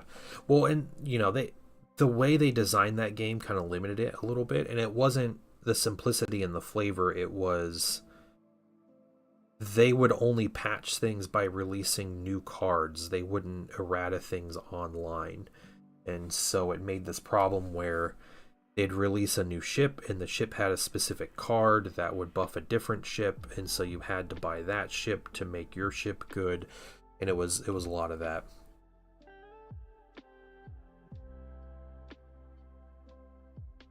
Yeah. Are there old world stan? Am I an old world stan? Is that what you're saying? I tried to learn the lore of Age of Sigmar, and I really didn't enjoy it. I gave it a good try. I went through. I at one point we had a pretty big group for a little while, Age of Sigmar players, and I was like, you know, maybe I should just see what they got and try to jump in. I remember going on Games Workshop's website. Now I with both 40k, with like Middle Earth, you know, I guess Horus Heresy would be a good example, as and Warhammer Fantasy. I've always had this thing where it doesn't matter, like, you know, I have armies that I like more than others, but it doesn't matter if someone were to force me to pick an army that they chose that I had to collect and paint and play. I'd be happy with any of it. 40k I could basically do, not so much anymore, but all these games I could do that. Warhammer Fantasy I can. Middle Earth, yeah, I'd be more than happy. Like Aegis or Horus Heresy, like give me a Legion, give me some side army, that'd be cool. I'd collect it and play it and have fun, paint it, all that stuff. I looked at Age of Sigmar and I tried. I looked through every model. I was reading lore about the factions and like just trying to find something that like connected to me, that sounded interesting to me. And there was not one. And it was weird. I had never been like that for a game, especially from like a Games Workshop game. And it was, yeah, it was really strange. But no, I did not. I don't enjoy anything about the setting. I really don't. I tried to enjoy the lore, tried to like get into the game, tried to find something I could enjoy to collect, and I didn't. It's just not for me.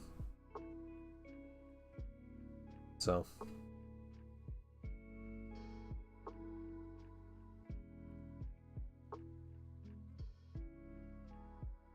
yeah, Middle Earth minis they're generally old. They were hand sculpted, most of them. So it was before there was digital sculpting.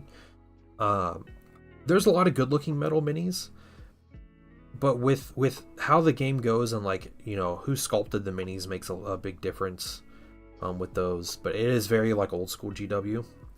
And if you don't like old school GW stuff, then you probably won't like Middle Earth minis. Yeah, I'm not a huge fan of the new mini, the new Middle Earth mini. His proportions off. He looks like he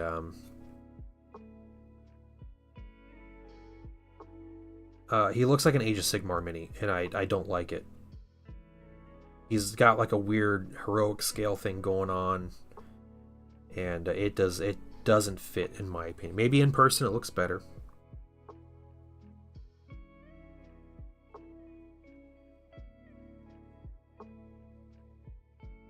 Yeah, he definitely would fit more in a Warcry warband than in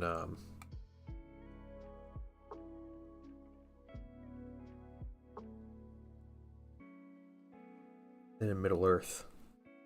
Once in a while, they clearly paid super well and got a model perfect. Yeah, well, the original sculptors for Middle Earth were the Perry brothers, so Michael and Alan Perry, who are very well known for being incredible miniature sculptors. And they sculpted like the initial line, and there's a ton of fantastic gems in that line. Stuff that's, you know, a little dated, but it has aged really well. Um, and then you have like this weird, like they left or were forced out by GW, and you end up with this weird like phase of minis that like they try to release a bunch of stuff in plastic and try to do a bunch of these extra things, and they just fall flat on their face. Like the plastics have weird proportions even for being like true scale, and you know, and they tried to make everything for Middle Earth monopose, so you can't get the undercuts and the plastic with the monopose minis, like the one piece minis. So, you know, you're stuck with these kind of strange sculpts that don't really make a lot of sense.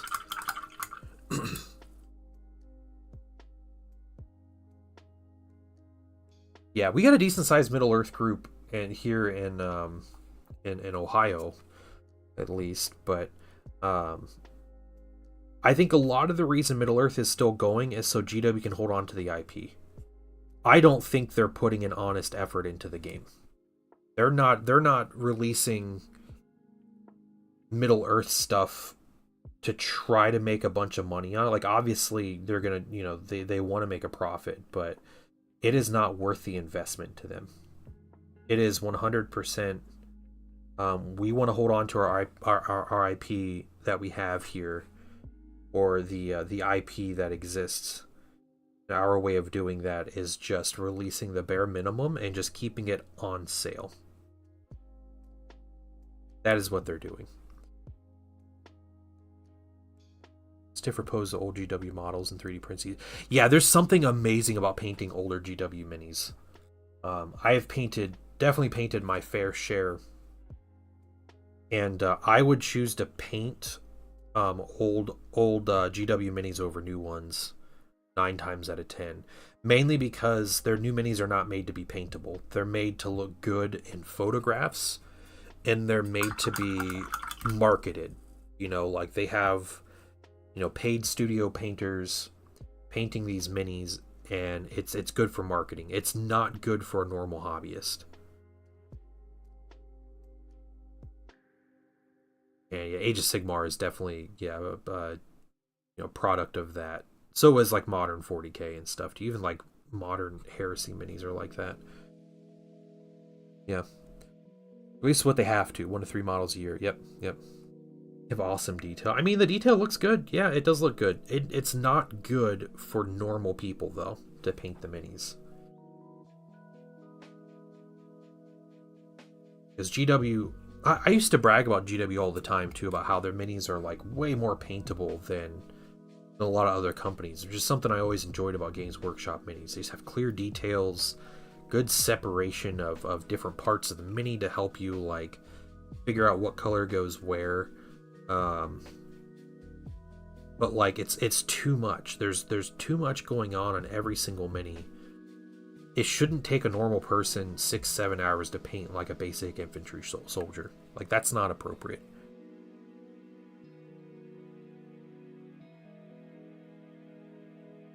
Yeah, and yeah, the old fantasy, old 40k minis were not like that. There was something that was like hobby friendly about it. And I think GW realized somewhere down the line that people didn't care enough about having paintable minis, or they didn't understand what they were looking at, you know, when they were shopping for minis the first time or something. And so yeah, compare the old Tyranids and the new Tyranids, the resculpts. Like a character with a ton of crazy details, that's fine. But when it's like your basic infantry that's just covered, just plastered in knickknacks and dangly things and greebles or whatever, like it's too much. Yeah, I think the Cities of Sigmar are another good example of way too much detail. Or the new Cadians. So the Cadian minis that came out, was that last year, I think, when those Cadian minis came out. Like they're basic infantry. This is a horde army, right? And you're putting this amount of detail on minis. Like, it's very much not like gamer hobbyist friendly. It is studio photograph market friendly.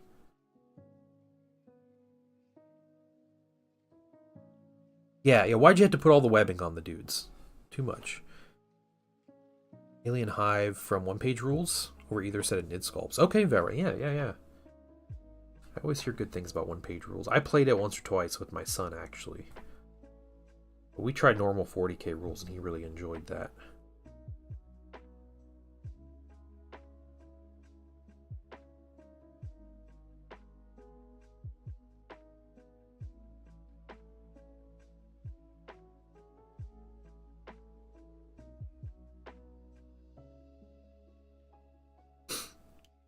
So slap chop. Yeah. I mean, yeah, you can slap chop. You still have to slap chop 50 different colors.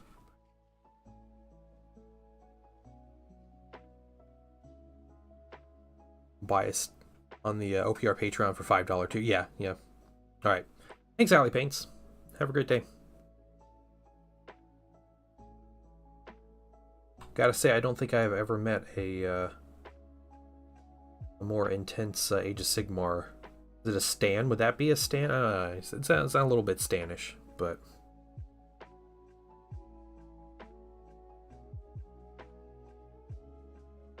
it's alright. I like talking about miniatures. Stanish Baratheon. Okay. So I got base coats on the armor there. Yep, I do like talking about miniatures. It's weird, I know. I know. I have a feeling this Wyvern, in a normal day would be standing straight up. But he's got this massive orc covered in armor that's sitting on his neck and it's just like pushing him down. Strange it is, yeah, yeah, yeah. Okay, our next color, that's what we're doing. No, I'm going to use this dark green brown.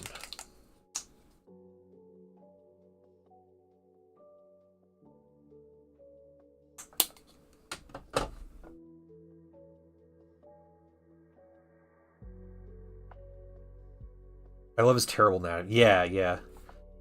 This mini is it's something. You know, it's iconic for what it is.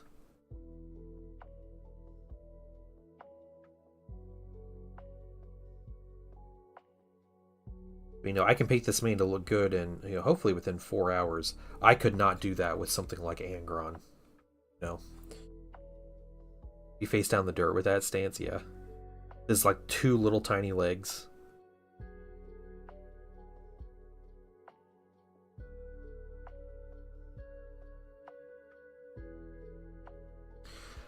Could imagine a modern take on a Wyvern. BW would look pretty cool.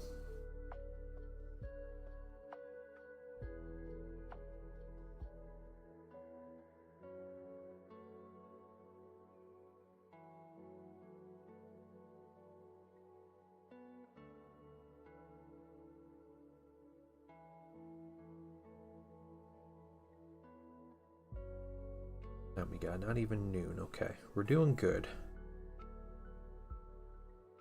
I want to finish this guy in one stream, but if I don't, I'm gonna know. I know that I'm gonna be really far along and should have this finished over the weekend. What I have to do though is I have to get started on the giveaway mini because we're doing a giveaway on Sunday, guys. So today's the last stream to get in on the giveaway. But you have until the end of the month.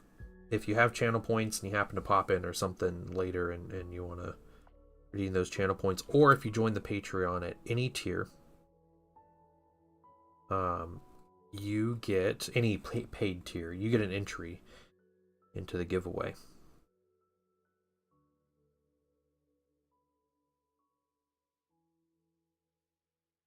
Points. Sorry, I don't have a. There's a. Is that a giveaway thing, or you can check your channel points just in the chat screen. There's little points that go up every few minutes. So watch positive that Warhammer Fantasy died a slow death of disinterest from GW because the company figured AOS would capture all those customers and more. Yeah. You know, and there's the argument that the Space Marine Tactical Squad outsold all of the Warhammer Fantasy range on its own. But I'm pretty sure it also outsold, like, most of the 40k range. Like, Space Marines are the thing that makes GW money. There was one brief period in time when a Middle-earth box set outsold the Space Marine Tactical Marines. But that was like, it was like a 2-month period or something when that happened. But that's still, like, that's a really big deal that Middle-earth was able to do that back in, like, 2002. But otherwise, like, it's been Space Marines. Space Marines are the things that make GW money. So, you know, they're going to support the thing that has Space Marines.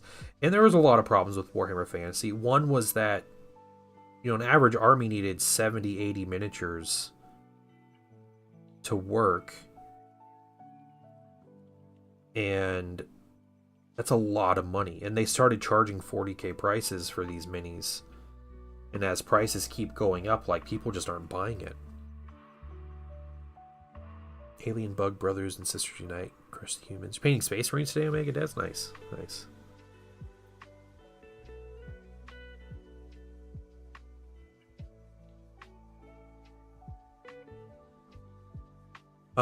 Eighth edition really was pretty bad also, in my opinion. But I think they were getting ready to be done with Warhammer Fantasy before then. I never liked 8th edition.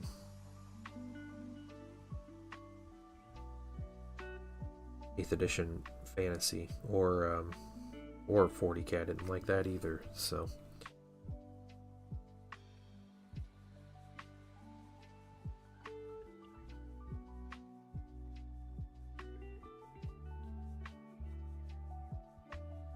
okay, guys, teeth.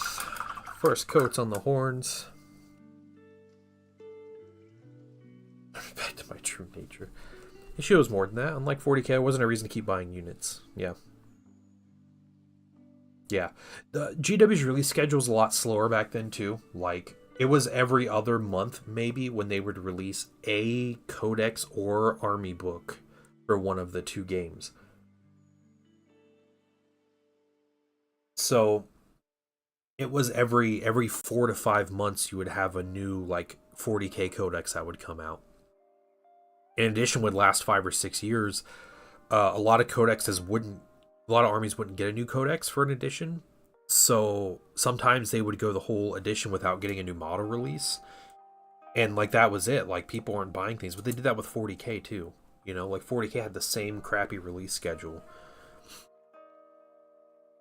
But you know, like that's I don't even know how to parse that out. It just 40k sold better. That was it. It was a more original setting. They had more interest in it. I think it was a little easier to buy, and I think GW definitely promoted it a lot more. It was definitely the front and center thing.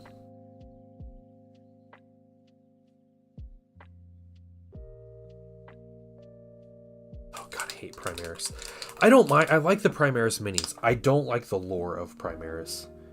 I'm just gonna keep sounding more and more like a crazy old man, but Primaris should have just been a new mark of armor. They should never have done the super duper Marines, you know, out of the whole thing.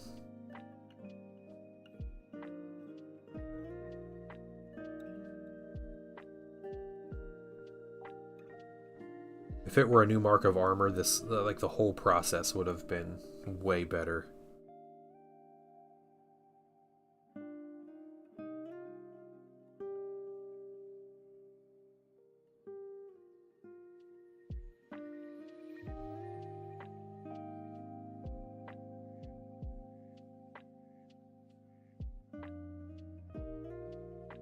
Read 90% of your range of people don't buy Space Marines anymore because they bought everything. You gotta purge it. Oh yeah, yep. GW got a little high on themselves with the it was White Dwarf 300. They came out with rules for these things called movie marines. So it was like Space Marines in the lore, like what Space Marines were like in the lore. I shouldn't have painted this gray. I should have waited till after I did the silver. And it was a 2,000 point army, but it was one tactical squad. It was a full tactical squad, but it made a 2,000 point army. Because your average Marine was like 150 points. The sergeant was like 250. You had the special weapon, the heavy weapon guy. Like there was a lot of stuff, and they all ran around on their own. But it was this whole system made for like Space Marines to play as like they do in the lore, like in the novels and stuff. And I think people thought that. I still have that White Dwarf issue. It's an incredible little like rule set. I don't even know if they're good or not. Like I don't think they were. Like the actual army itself was decent as far as a competitive sense, but I think GW were like, we got to do something like that. So we need 2 wound Space Marines. To be closer to their like lore counterpart. And now Space Marines are basically just a horde army again. Like it just all comes full circle.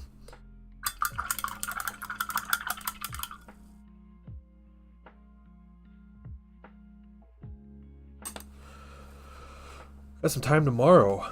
Buy stuff at the local game store. What brush site should I go for my first collection? Oof. I would say a number 2 brush, a number 1, and a number 0. Unless you're painting like big stuff, then you want just like a big like flat brush to get like those big base coats on. But I use my number 2 brush more than anything else.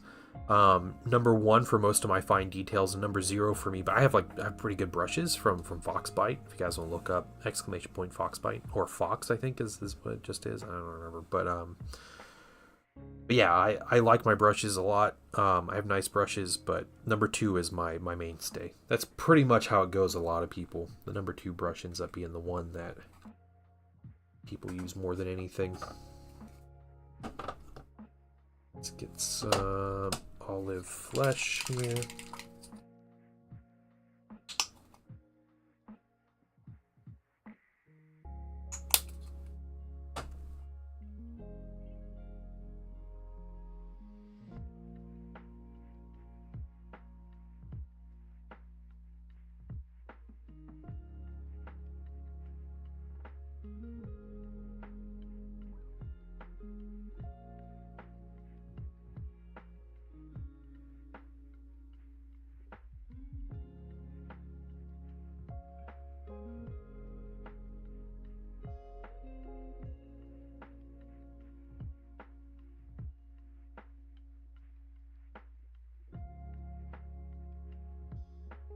Mixing some paint.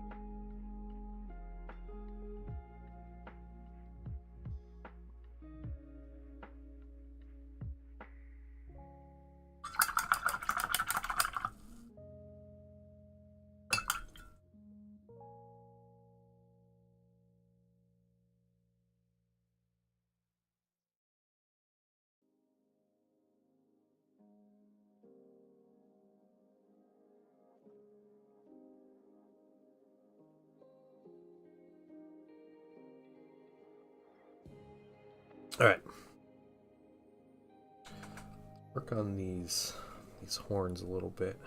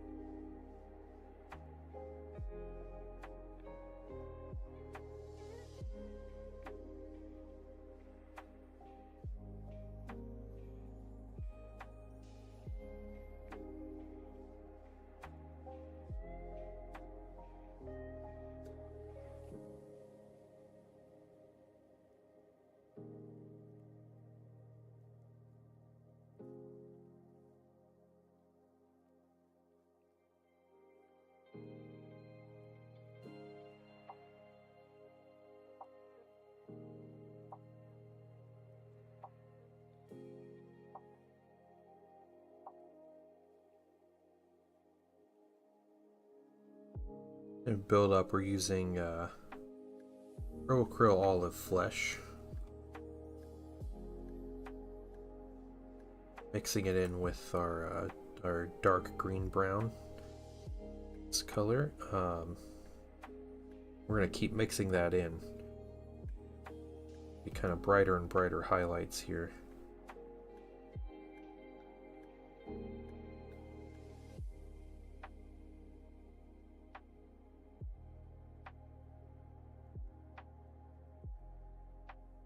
I told you guys though, it doesn't matter what I'm painting. It absolutely doesn't matter. Whatever I'm painting on stream, people come in here and just like insult me for it. So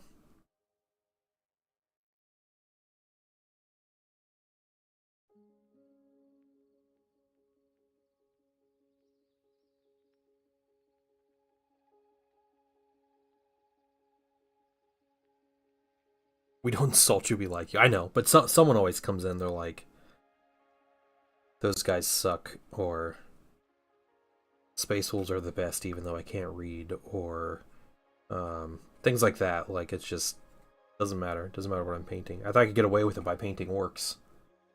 Apparently not.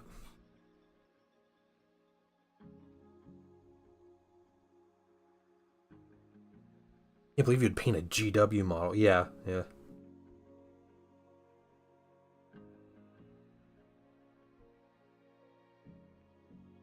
I start painting a Xenos, and people are like, you know, why can't you just paint like I never see anyone paint Space Marines. Why can't you just paint a Space Marine?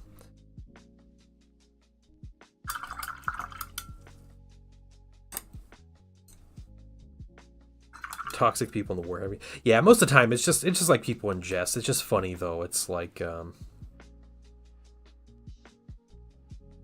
everything, and it's, you know, today was no exception.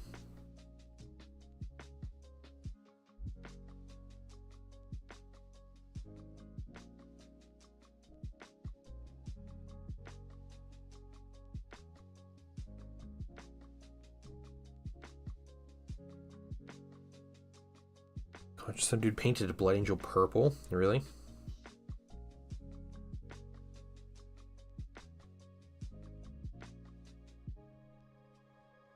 Terrible of them. I don't believe Twitter is real. Like it's I know it's like mostly bots anyway, but I feel like it's just like whenever I hear like, hey, this controversy on Twitter, like it doesn't like it will never compute with me. Like I don't register that as any kind of reality.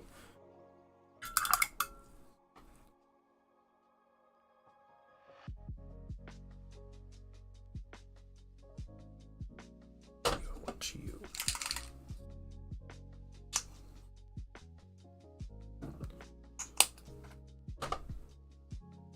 running out of space on the wet palette.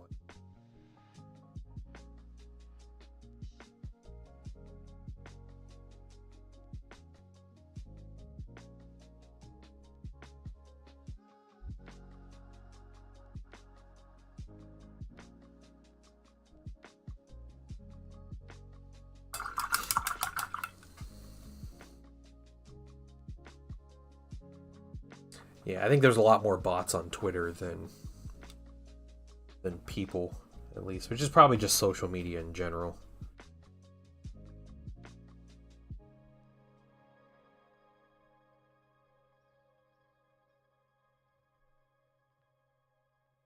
Sometimes it's hard to believe that half the things I see are real. People be crazy, but a Twitter controversy is like someone drinks a glass of water and Twitter freaks out about it, or the Russian bots on Twitter or whatever it is at this point.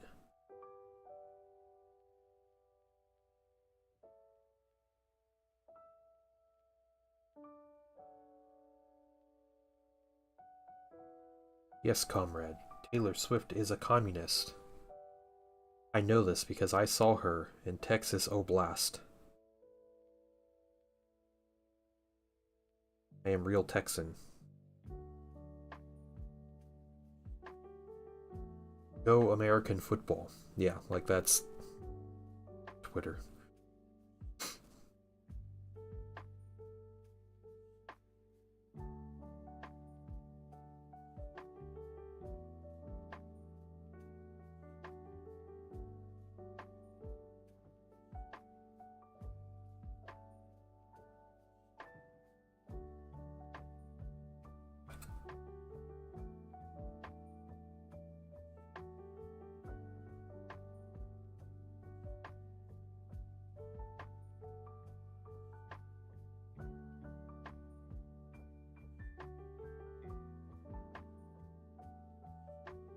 I was reading a fun thing in World War II, like in the Battle of the Bulge.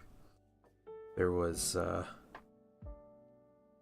concerns and rumors of Germans wearing American uniforms and infiltrating American positions and stuff. So the U.S. put out a policy of making sure that someone is an American. And so what they did was you had to answer a question if you arrived somewhere, as under security. And the question was, what's the capital of Illinois? And Americans should know, if they paid attention to geography class, that the capital of Illinois is Springfield.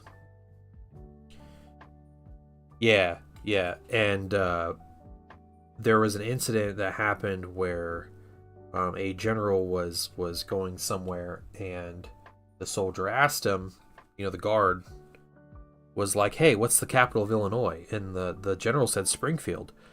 And the soldier was like, no, it's not. It's Chicago. Like, you must be a spy and all this stuff. And yeah, I see. Yep. That's the thing.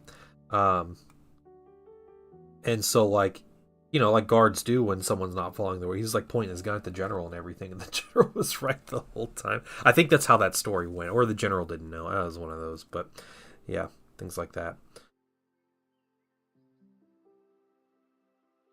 People from Brazil are also Americans. I guess technically, there's South Americans. Yeah, sure. Not in the colloquial sense.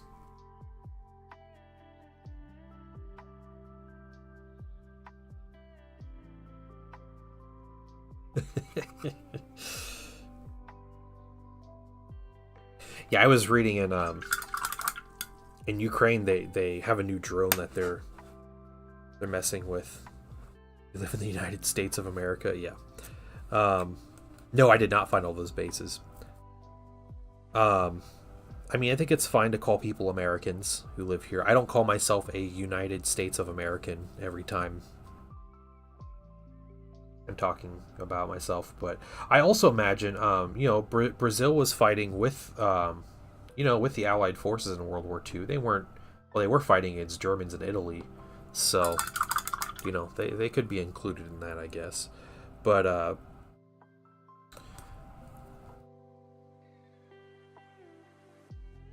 Ukrainians have a new drone they were testing. It's like this really advanced drone and everything, and the way they named it, it's a word, I can't pronounce this word, but apparently it's a word that like a native Russian speaker can't pronounce either. It's like a really difficult word to pronounce, so it's like trolling, like the Russians can't even say the name of the drone correctly. That same word has also been used a lot as like a password, for things like that, like similar like security reasons, because like someone born in Russia can't pronounce the word properly, and I can't remember what the word was. I wouldn't be able to spell it or pronounce it anyway, but it's interesting. What is that? It's like the Tarantino movie. What was that? Is it Inglourious Basterds? Is that the movie? When like the guy says, like, he shows like the number 3 on his hand, and like they know he's American. Icelanders use this. That's like their whole language, right?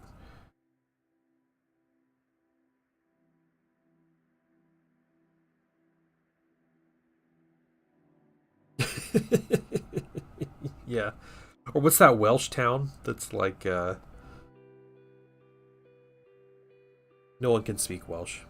Wings come out nice. Oh, thanks. Yeah, yeah. Kind of simple techniques, but trying to make them look good.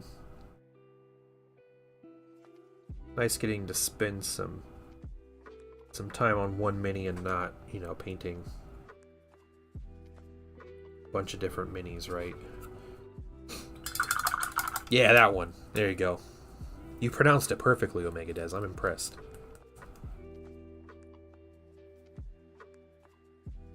That's the name of a legit town in Wales. The Welsh laugh at us behind their backs, yeah.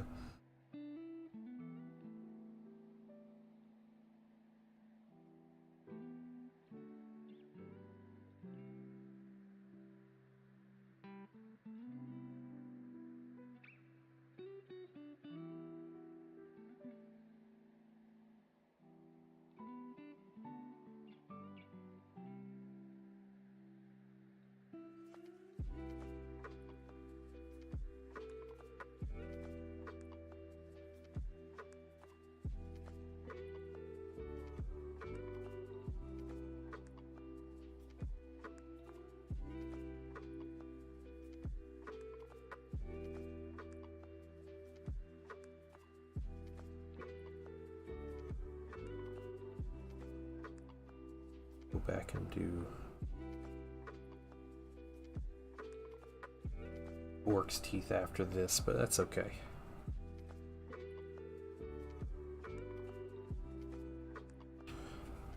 You want to hang out tomorrow? Yeah, definitely.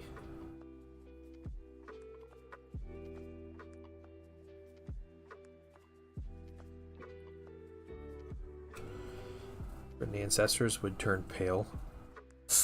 The Celticness.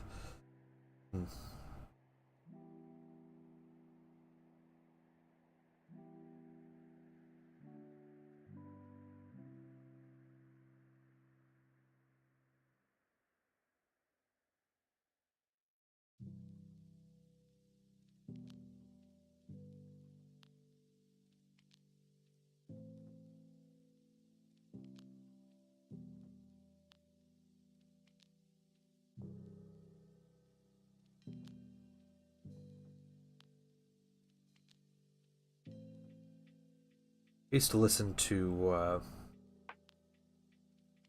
Dan Carlin's Hardcore History a lot, and he did a one-off episode about, you know, the Roman like genocide of the Celts, basically, and it was a really good episode, really like eye-opening, just like some of the crazy stuff and like the perspective it puts on you know, like what it means to like fight for your freedom and what you give up and what you could potentially give up, and just like how these people just kept fighting.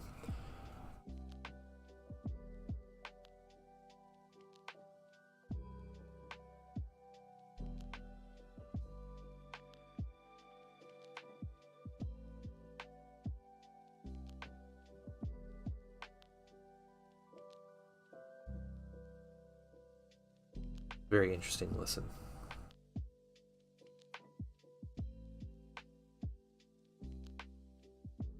Hey, Spill Paint Pot, what's up? With me for the lunch hour, awesome. Good to hear, man. I hope you're doing well.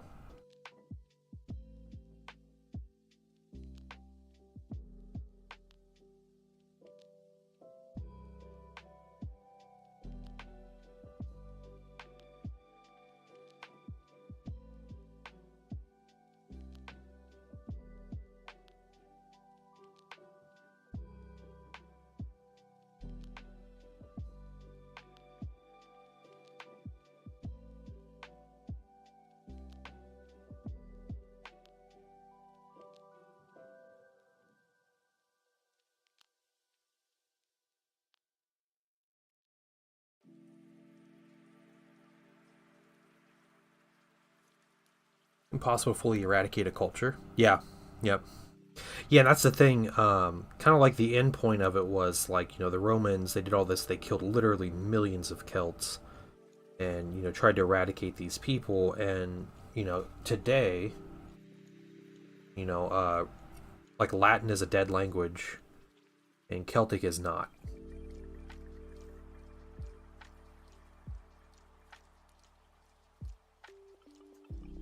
And so like their like culture kind of survived in a way. Same with Gaelic, yeah.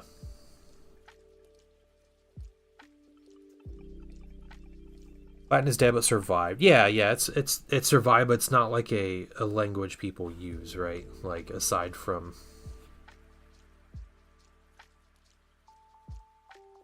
I guess Catholic school and very limited like niche purposes. Apparently there are people that like speak Celtic natively. Okay. We are going to dry brush some more.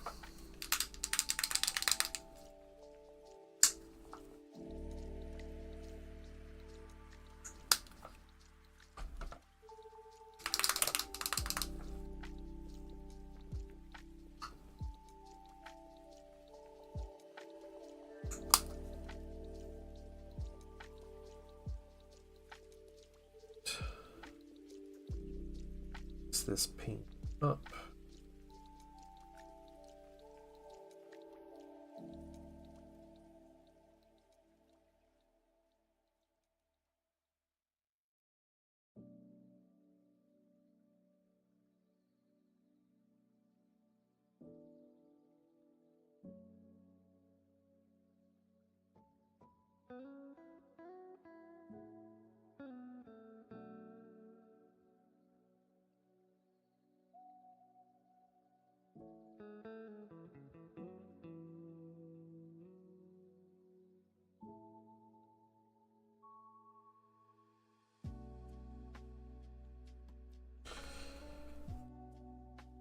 How do you fight Celtic languages? There's a few of them. Yeah, okay. Oh, you're a big language nerd. That's cool. I'm not really. I just enjoyed that podcast.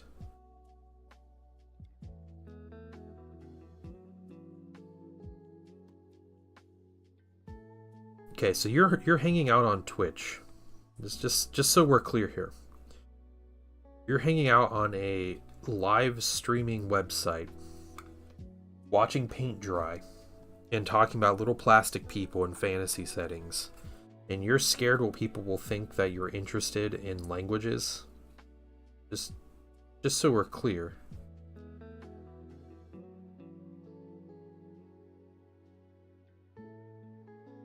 Literally watching paint dry. Yeah. I know. Yeah. Like, ooh, I don't want someone to know that I'm a nerd as I'm watching this on Twitch.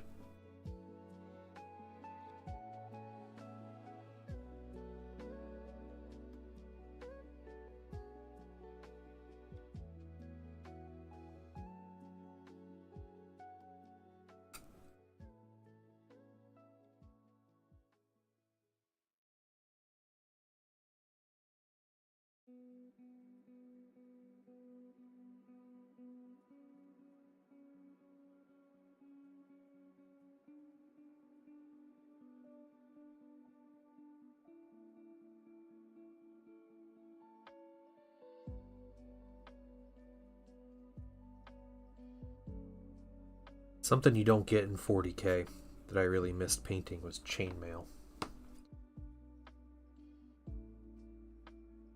If you have never painted chainmail on a mini, you are missing out. It is the most like satisfying thing to paint.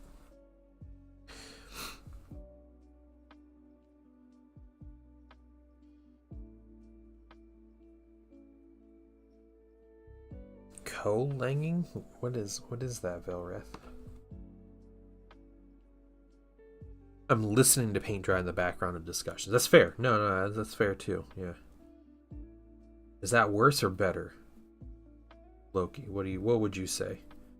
Is that more or less nerdy?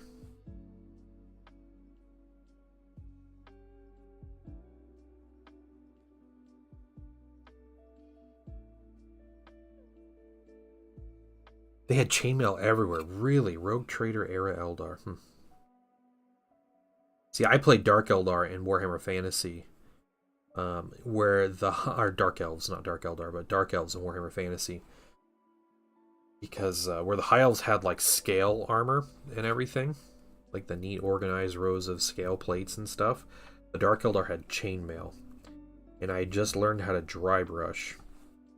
And I was like, you can just dry brush these minis, and they turn out great. And so that's what I did. I painted my army and like used and abused the dry brush technique.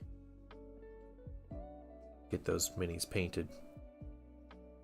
Created a constructed language. Oh, okay, interesting. Yeah, there's a little bit on like Chaos Space Marines and stuff. There's a couple minis out there that have them, that have chainmail, but it's not like painting a dude covered, you know, in chainmail like this.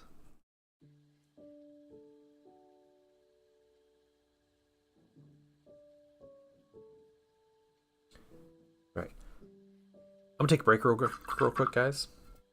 I will be back just a minute, maybe like 3-4 minutes.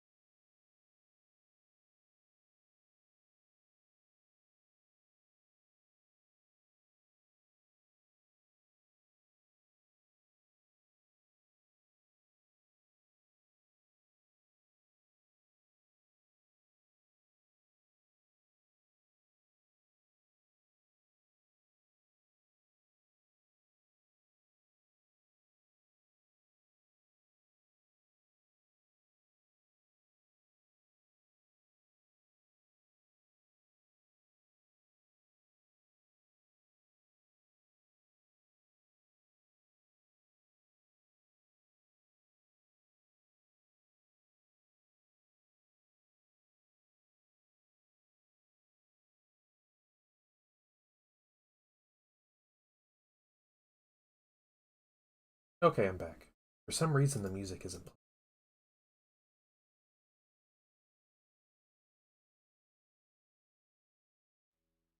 playing. Sometimes the music plays that on that screen, and sometimes just decides it doesn't want to. I have no control. Started your painting career with Dark Elves as well. Well, that's cool. Yeah, I'm pretty sure I like read about the technique in a White Dwarf magazine, and I was like, wow. I was like, this sounds really cool and kind of easy. I wonder if I could do that, and then turns out I could. And I was like, I want to do this on all of my minis. What's a better mini than Dark Elves? Because they're literally covered head to toe in chainmail.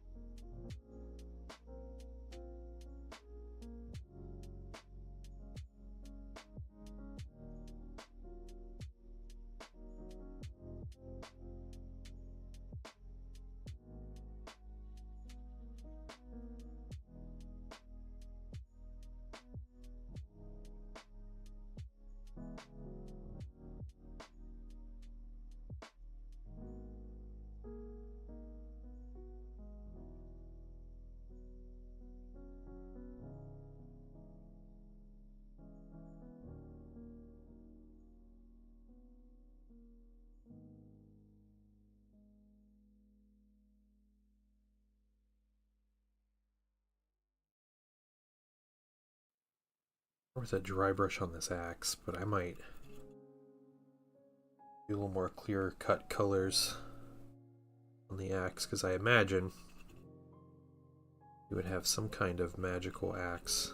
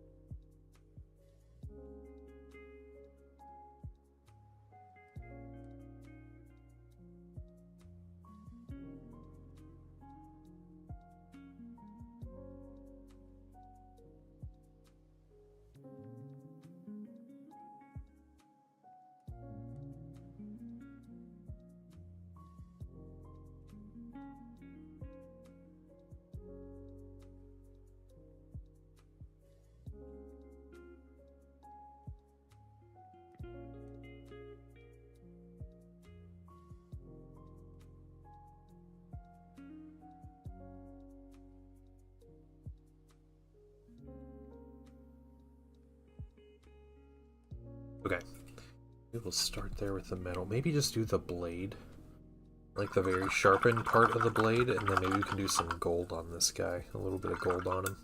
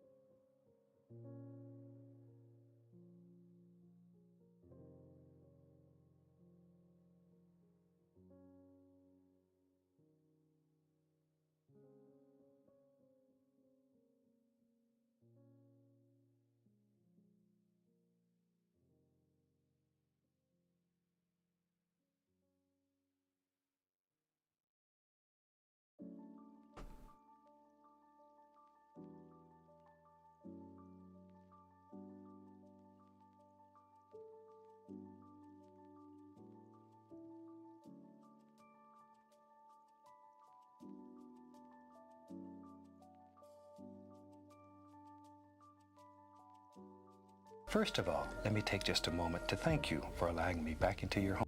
Hey, Vicious 1821, welcome.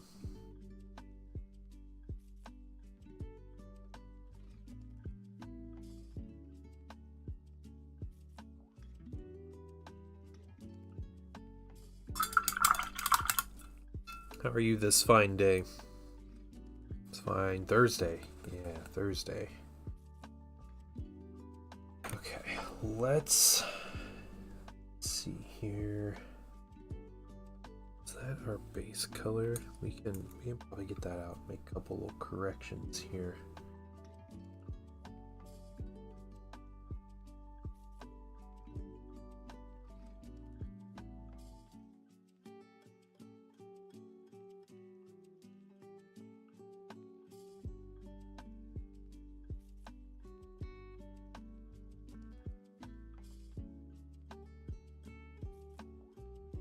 Lines in the wing are crisp. Oh, thanks. Thanks.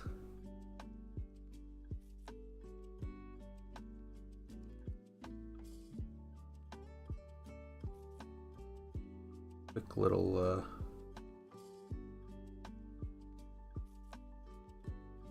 dabble, I guess. Those hands. Hand is good.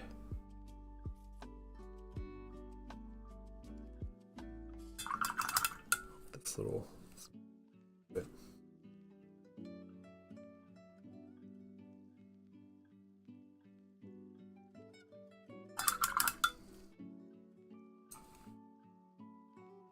Okay. Let's paint shoulder spike coming out here.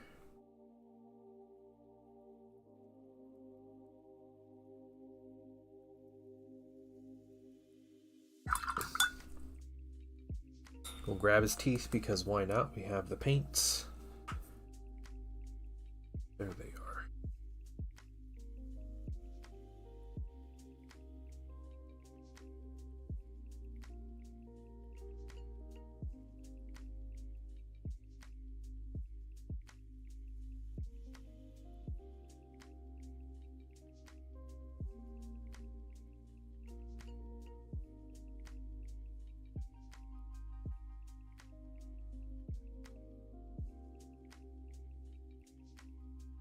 How are you, Fuegan?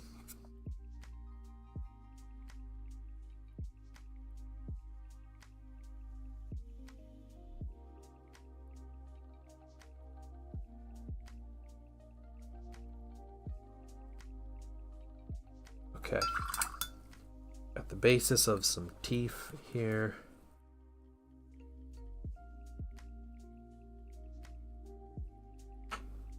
I guess we can start getting this, like this leather going.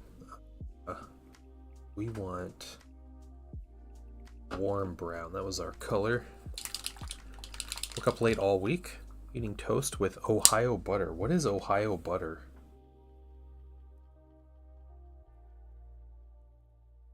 I'm from Ohio and I don't know what Ohio butter is.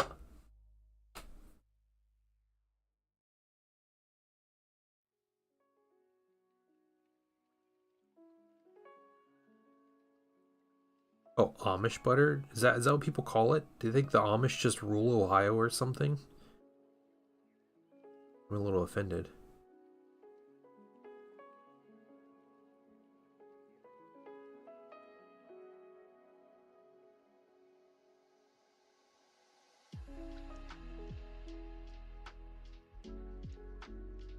Okay, yeah, I mean, feels like the Amish are running Ohio sometimes, so I don't blame you.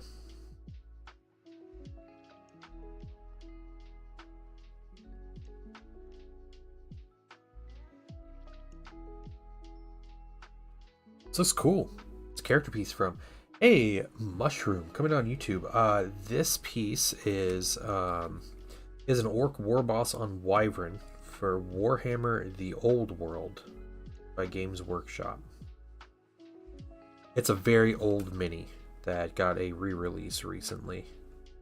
Same sculpt and everything though, just an old orc sitting on a on his big wannabe dragon, basically.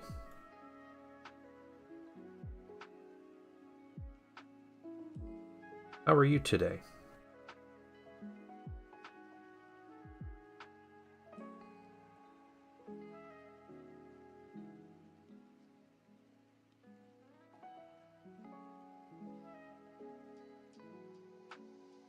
Just laying down some different colors on this guy. Awesome. Warhammer is cool. Yeah, I paint a lot of Warhammer. I'm a full-time commission painter. So this is a commission for someone actually local. But I paint a lot of Warhammer stuff. I play a lot of Warhammer too, so you know, I don't want to make it sound like I just paint for other people, because I paint way too many of my own minis. I own way too many minis. But yeah, I'm doing great though. Glad you could join us. And I posted in Discord a pair of Vigilators he painted. Suggested he get Pro Crow if he wants to do more. Nice. Alright. Chilling for the Pro Crow paints. Very nice. Groovy.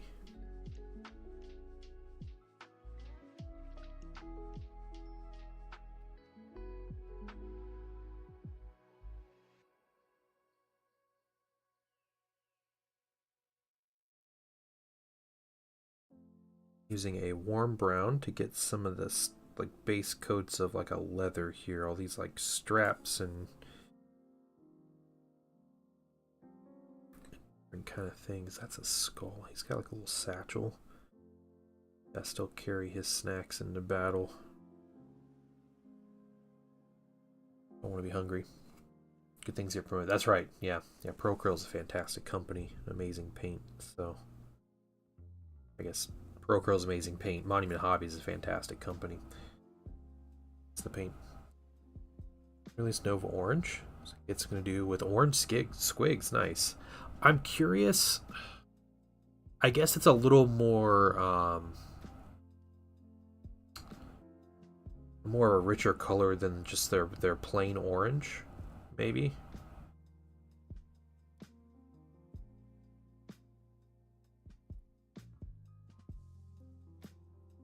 I don't know. I'll get it eventually. I don't paint with orange a whole lot, so maybe I'll well, I'm sure I'll pick it up as soon as I get the opportunity, but good mid-tone between burnt and orange. Yeah. That's kind of my thought. When I first saw it, I was like, this just looks like their regular orange tone, but it does look a little deeper, right?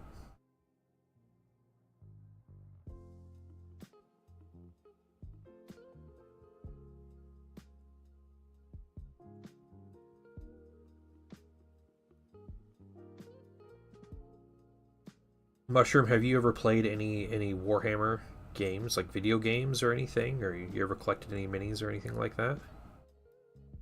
I stream on Twitch as well, so if you hear me talking to other people, we have a Warhammer, YouTube and Twitch.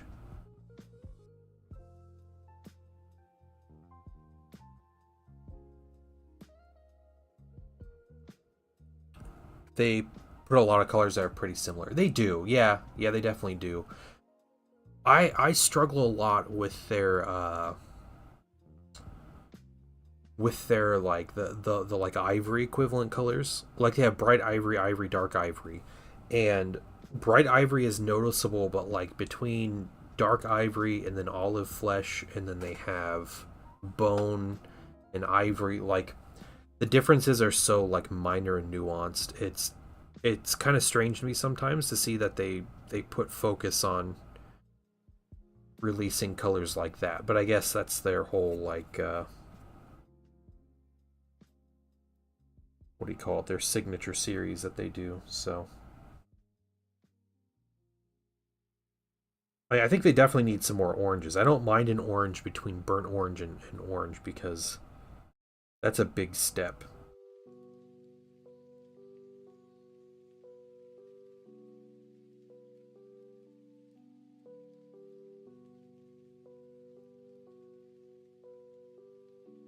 Yeah, I think they're taking more of the yeah, they have a lot of similar browns. Oh man, yeah, like the drab brown and dark green brown, and yeah, the orange brown and caramel brown look really similar. Not the orange brown. What is this one? This is dark orange brown. Yeah. Yeah, I agree. I think they're taking the approach more from like an art focus and less of like a miniature games focus, which I don't know if that's necessarily like a great idea. You know, like I'm not the businessman, so that's not like,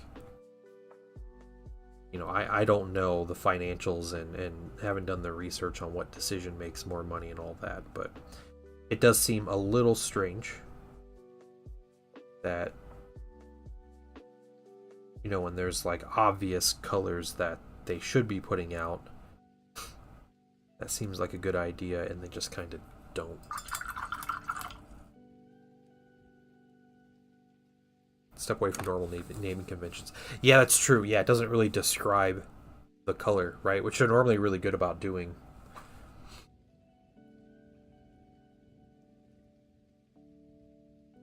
Yeah. Well, maybe they kind of box themselves in by having an orange and a burnt orange. Like, I guess, I don't know. Can you not go anywhere from there? But they also have orange oxide. It's like a really kind of a deeper orange, too. A little more desaturated. Change them as I get demand. What do you mean keep changing them? Okay, next. Yeah, they have the fluoro orange too, which I think Nova orange seems more like. So you have orange here, which is very bright. This is orange, and then you have this fluorescent orange. I think Nova orange is more this color, just not a fluorescent, right? Yeah. This model used to be metal, but this one is actually resin.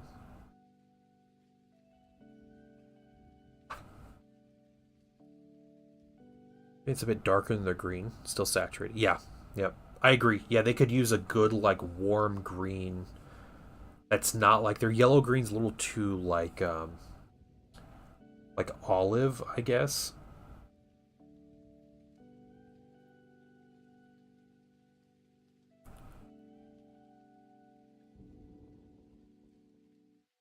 Yeah, yeah. GW does definitely does. They change their paints way too much.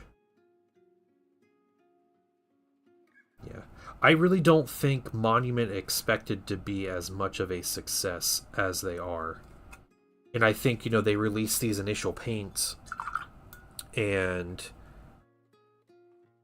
you know, they're like, yeah, we have an orange, and you know, their reds for some reason they made it a bold pyro red, you know, but then like they have a green and blue, and they did like the basic colors, but now they're like, oh man, I wish we could have done something. Yeah, their green is a little too. Yeah, I guess minty is a good word. It's a little too cool. Yeah, a good example of a Monument doing that is their magenta because they made magenta and then they released dark magenta later, but dark magenta actually is using magenta pigment. It's a pure pigment paint using pure magenta pigment, but it's dark magenta because they already had a magenta paint. Is the commercial that makes fun of the paint colors? Yeah. Oh yeah, yeah. Of the three yellow greens, rest just outside what I want. What I found, what I've done, and I'll show you. I got this lovely like green orc color here as a highlight. And what I did, it was 2 parts yellow green, 2 parts bright green, and 1 part bright yellow green. And I got a nice like bright, warm, orky green that I was really happy with. So I like this super bright green that I got out of that.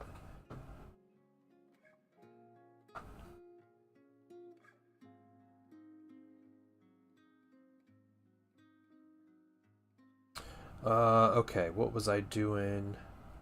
Okay, that's right, that's right. Need some of these skulls.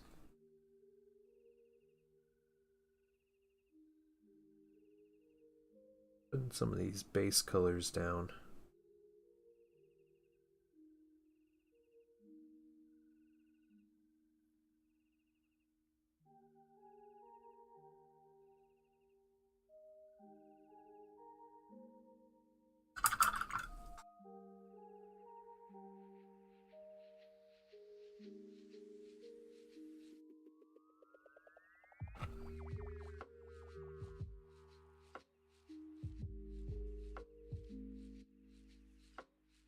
Mix between green and camo green, blazing up through green and bright yellow. Yeah, I think that's really good. Yeah, camo green and green. Yeah, that's a good mix. I don't use camo green a lot.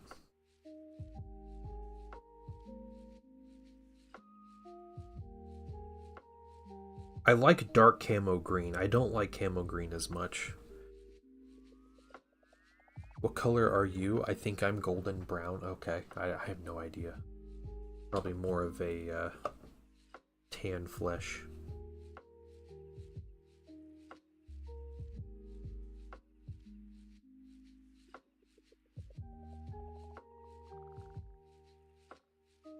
The one that represents my painting. Okay. Oh man. I don't know. I don't know what paint I use. I love dark plum. Dark plum and dark purple. Just unbelievable colors.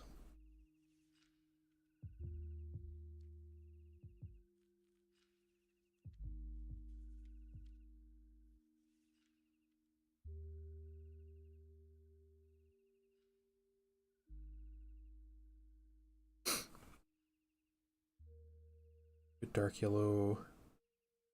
Dark red below burnt red. Yeah, you're right. Yeah, the crimson would have been really good, but it's a gloss. First of all, yeah. let me take just a moment to thank you for allowing me back into your home. Hey Jason, thanks for following.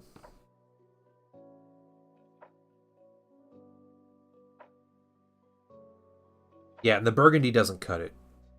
I agree. Yeah. You know, it's still a relatively new company.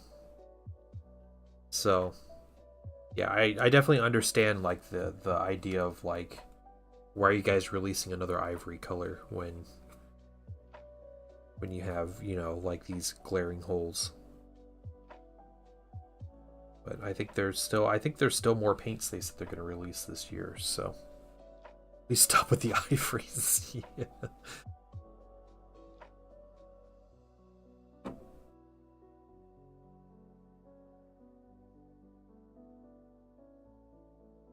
Well, I think the reason they have all those browns too, the one signature series, it's basically a non-metallic gold signature series, right?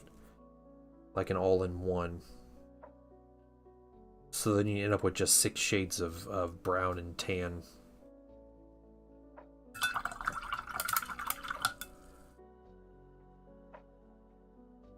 Nice Xander does. Yeah, caramel brown's really nice. I like the new browns. Drab brown is really good. Comes down to someone asked for it. Yeah, that's it. Yeah, if they're doing the signature series and if they let people really, like, you know, do what they want with it, then that's what happens. Speaking of another weird brown color, let's do, you know, I think drab brown is appropriate. I just mentioned it. Let's do some drab brown.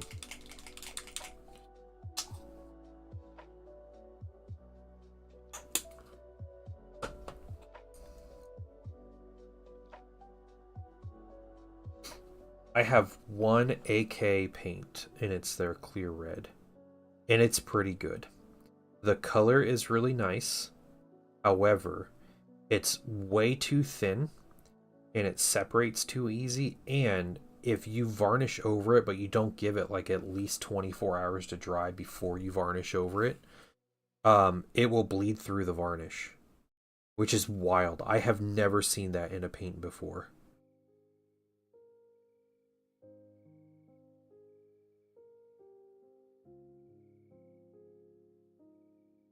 Like, the varnish is supposed to stop that, right?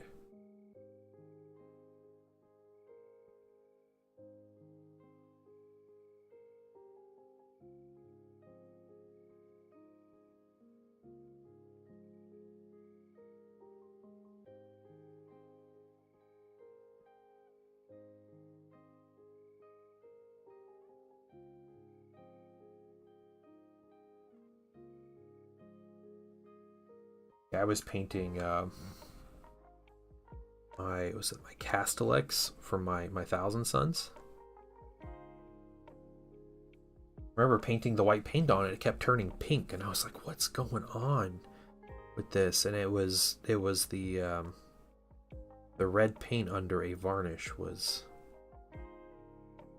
seeping through and mixing with the white paint.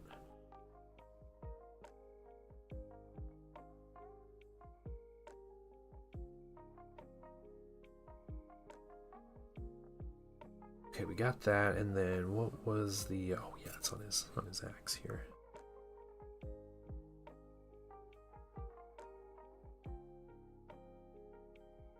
Dark Plum has become new favorite. Yeah, Dark Plum is so good.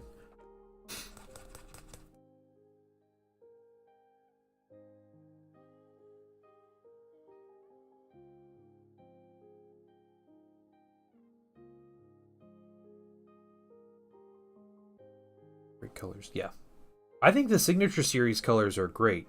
You know, I've enjoyed, I think, just about all of them. You know, or they all have colors that I'm interested in.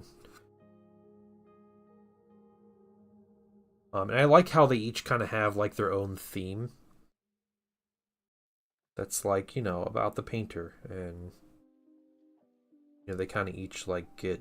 It seems like they actually have say in the colors, which is really cool. So the ones with the satin and the gloss in them, yeah.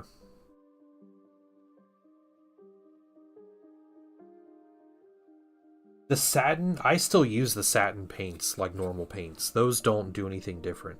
I will say the satin black, I was looking forward to it a lot, but it's off. Something about it, you know, like a normal black paint. You know, so you have like Abaddon black or like Vallejo black. You know, like Vallejo black to me is like the premium black paint, right? And so Pro Acryl is, you know, it's like a competitor to like the Vallejo black, and that's kind of how I compare it. The Pro Acryl black, it covers better, you know, it's thinner and it covers really nicely. The satin finish on it seems like it's way too glossy. It seems like they made a black paint and then put some kind of satin medium in it or something. And so it's not like a natural finish to the paint. Yeah, it's way too shiny. And that's, you know, it's not that big of a deal for me, because what I really wanted was just something a little more true black. So it did that. It did that fine. You know, I used it to paint base rims and whatever, and I've matte varnished my minis anyway. It's just strange how it was like kind of almost like a fake satin in a way. I use heavy titanium white very little. I tend to stick with the base. What is the bold titanium white? I think it's a little thicker. I think that's the thing. Like, it's more heavily pigmented, but ends up being a lot thicker.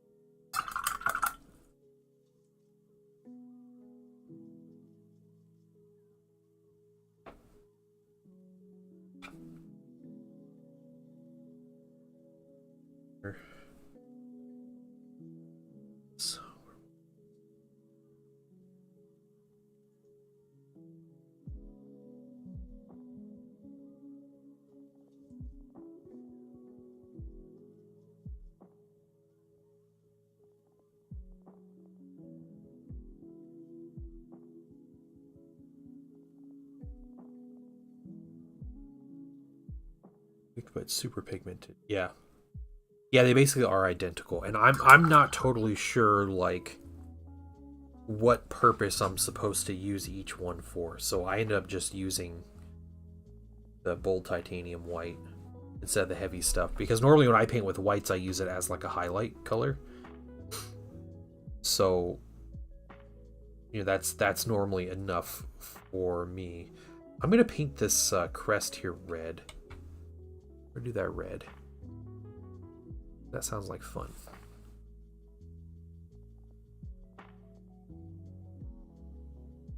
Or, yeah, let's make it red. Maybe it's more base coat usage. Yeah, okay, makes sense.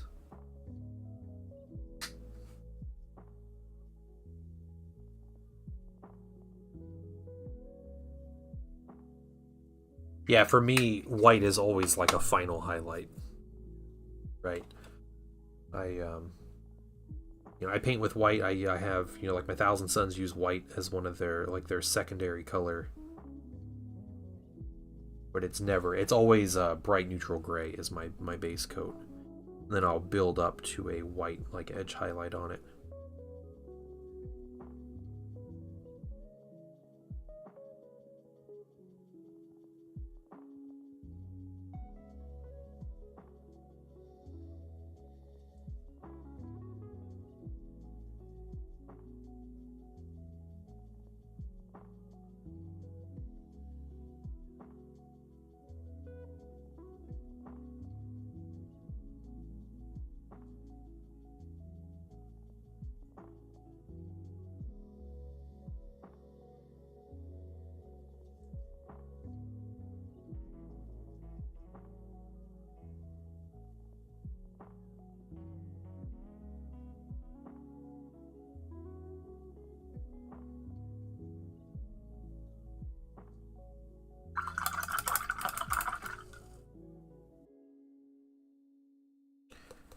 Should we possibly include it? One benefit, were to pop a lid open and pull paint out.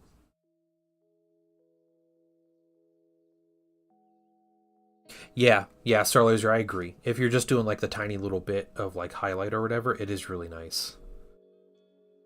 Okay.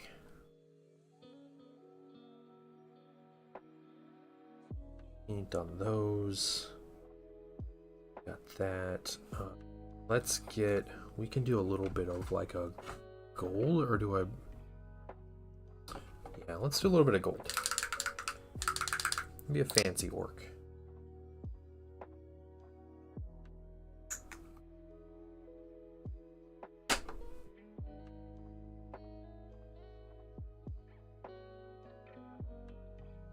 I know we still have to paint the tail on this wyvern. We'll get.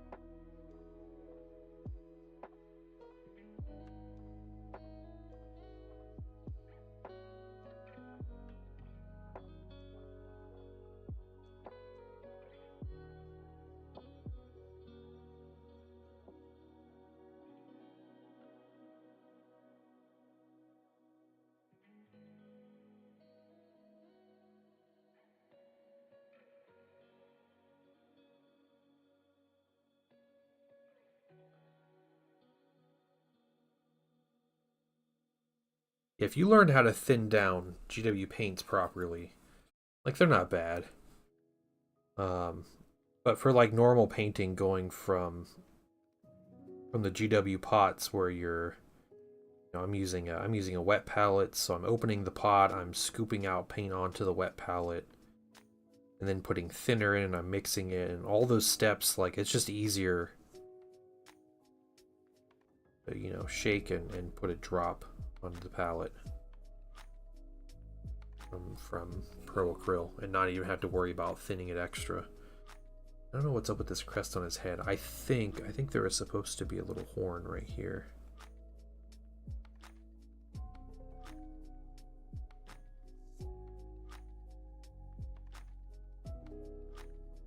He's gonna have a little gold ring on his forehead.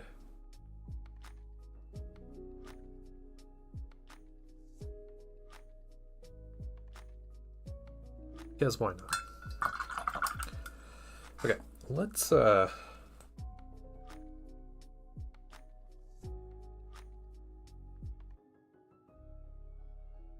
a little wash here.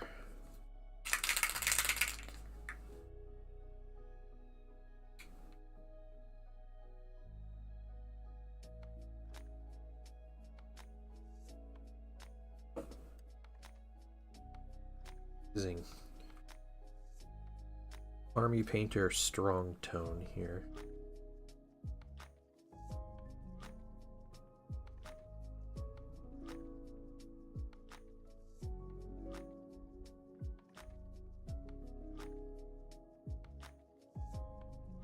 Using Pro Krill, trying to finish off my Blood Raven Scalpa Citadel, and struggling with thinning the bone colors. Yeah, yep. GW bone colors are like thick and chalky too. Like, I get it. I feel your pain.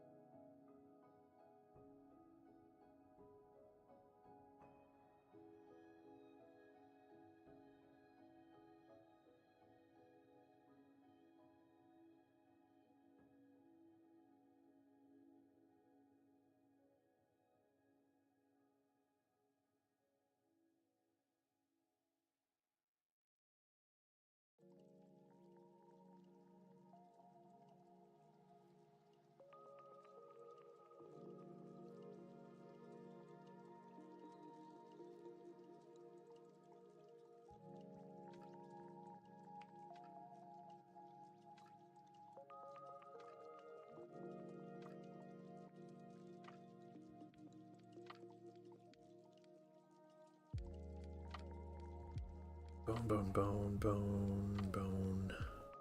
Fur. Right. Good there. That's drying. We're going to do a little bit extra.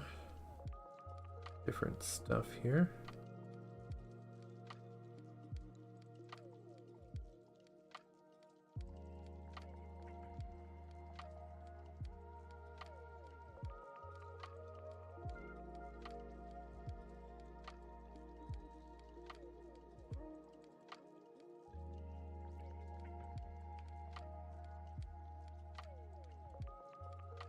Got something. He's got a lip ring. He has gold lip ring here in a minute.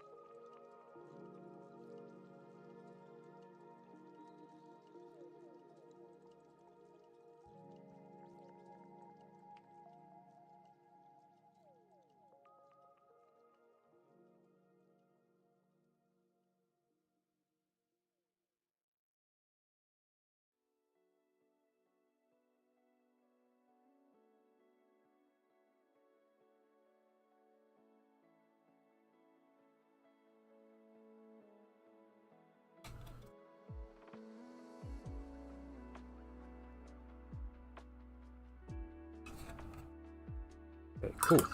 Got some teeth on him. While we're at it, why don't we highlight some skin here?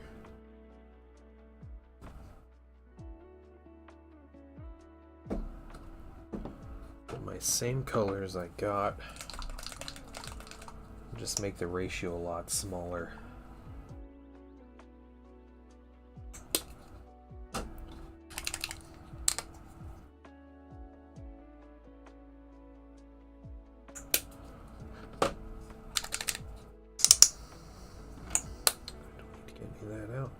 Have some.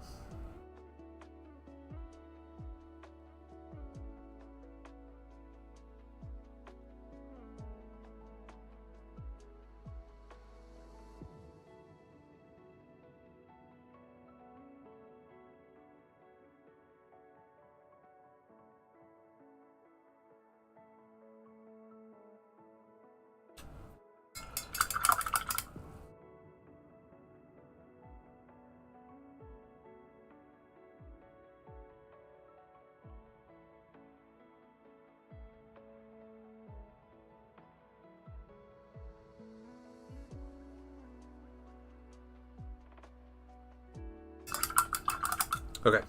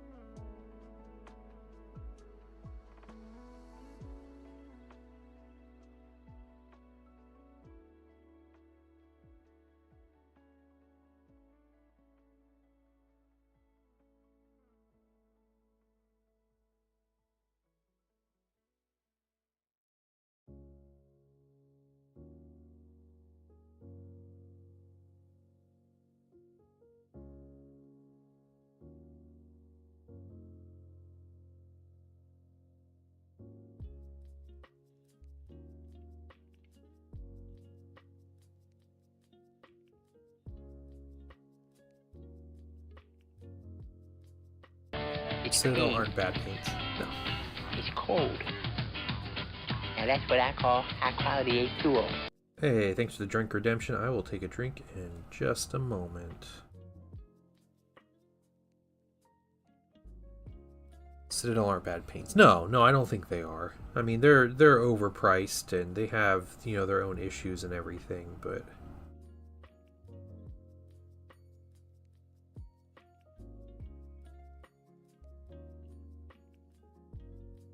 I've never felt outright deceived by a color like I have with army painters, so. Okay. That's face, take a drink. New Eldar Falcons this time. Ooh, okay. Are you talking about with the Eldar release or what?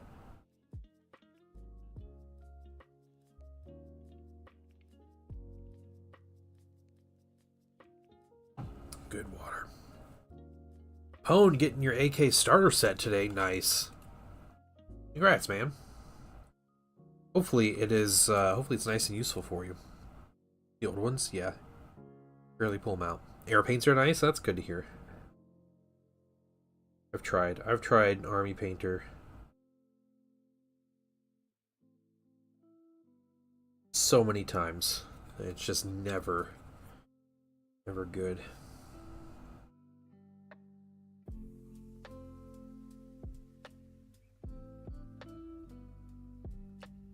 Almost never good. There's a couple things that I like from them, but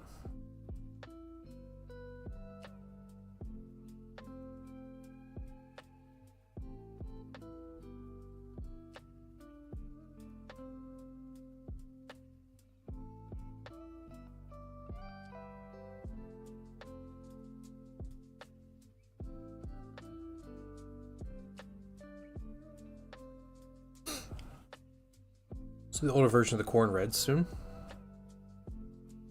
Oh, cool. All right.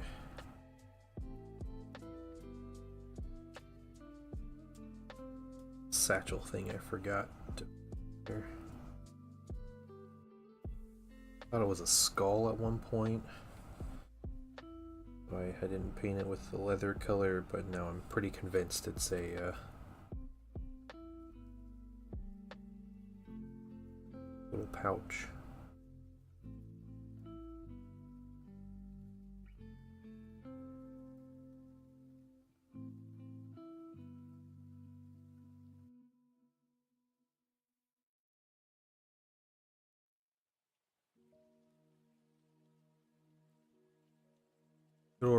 What exactly is this detail? Yeah, yep.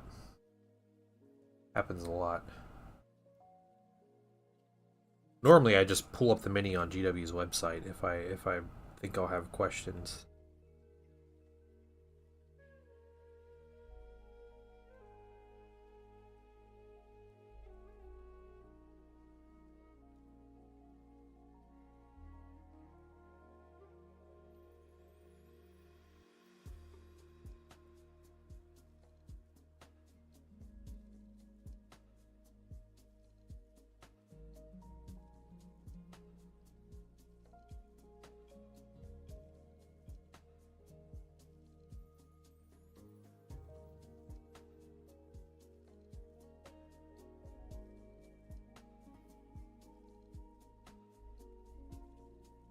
Almost all the orc skin.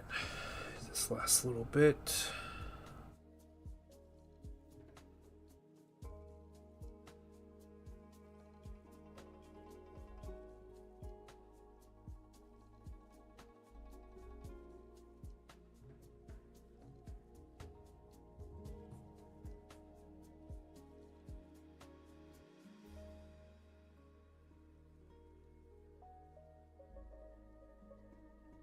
Okay. Before we do another highlight on this skin, plastic Space Marine cat for like $2. Oh yeah, was that a plastic one? You said it was a plastic one, huh? The old injection molding techniques.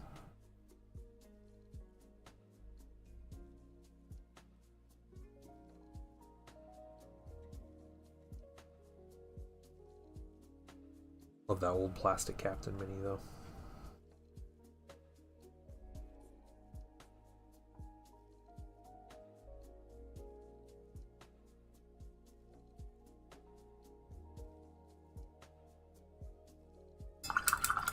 Okay. What are the Dark Angels? Sold them all. Well, here's Lionel Johnson. Just finished Shining Spears. We're new bikes. Oh, yeah. Okay. So, you're getting things done, and, of course, as soon as you get them done, the new thing comes out.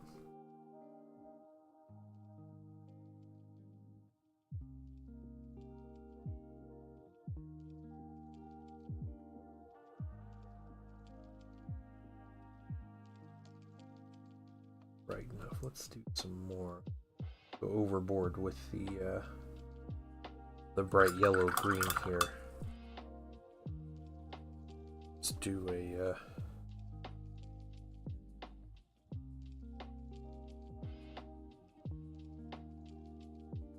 nice bright edge highlight here.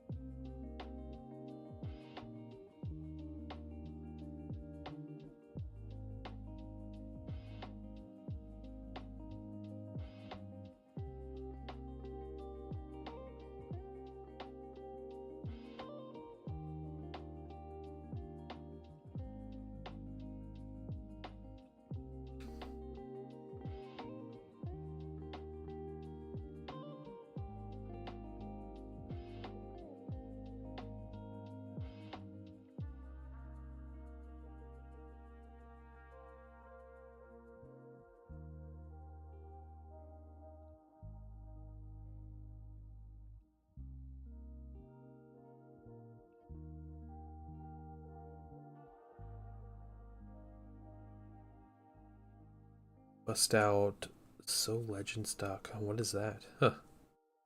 Interesting. Place to sell old minis.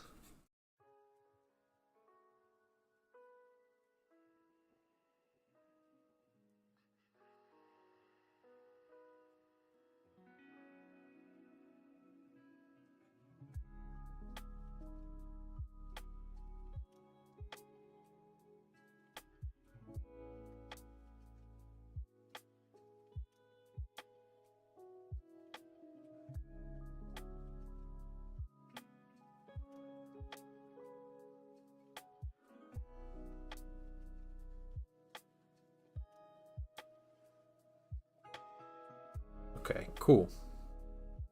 This looks good. Trying to keep these greens separate between these different minis.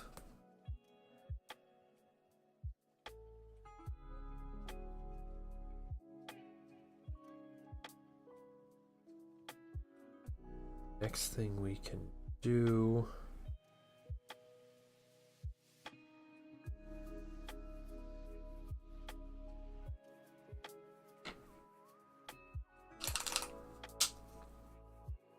Stay for me outside. Okay.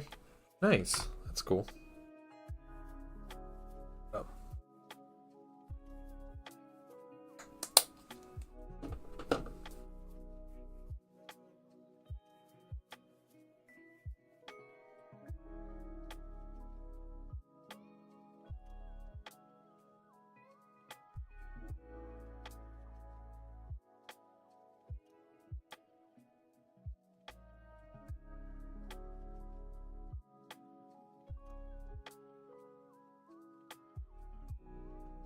These are minis from like the 80s specifically. That's interesting.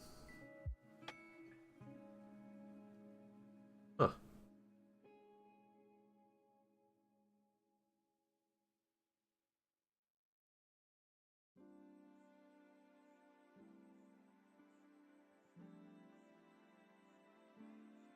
Interesting.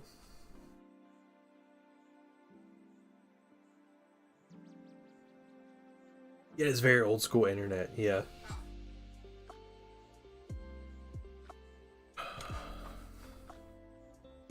Okay.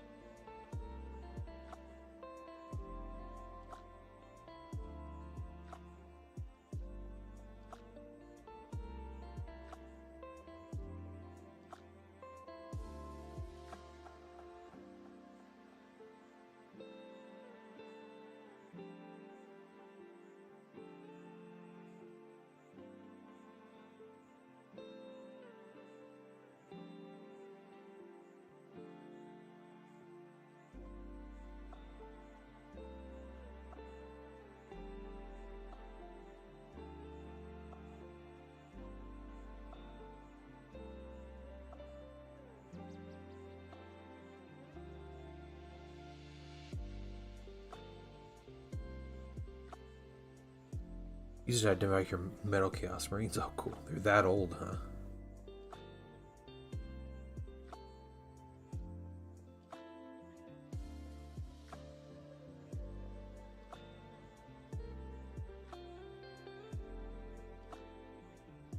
Rogue trader. Okay, nice. That's cool. Glad there's forces out there.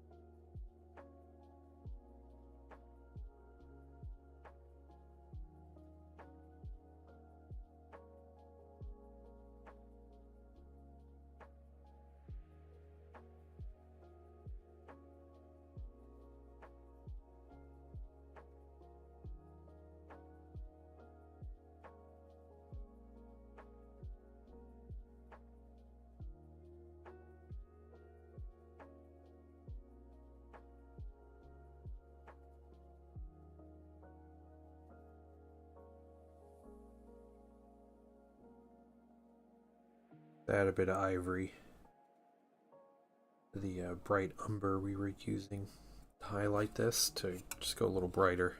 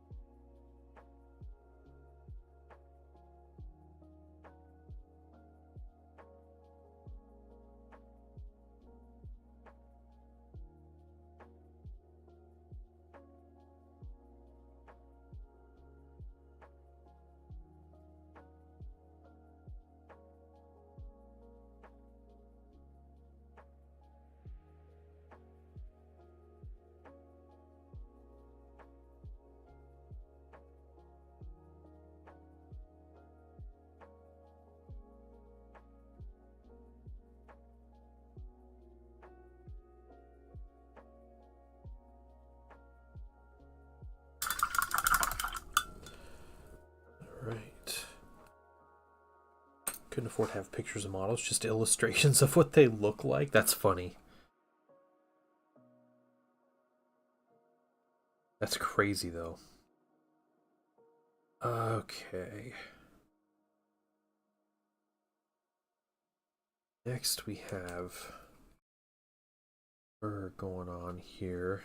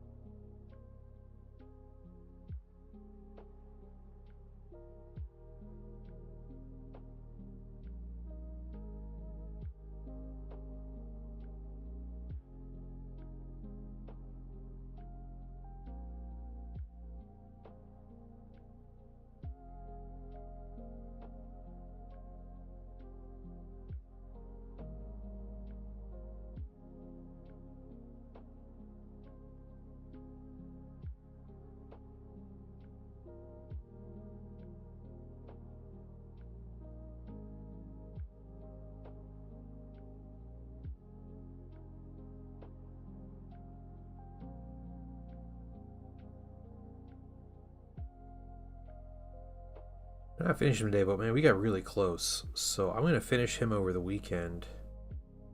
Probably tomorrow. And then we're gonna do some basing on these minis. And they'll be done.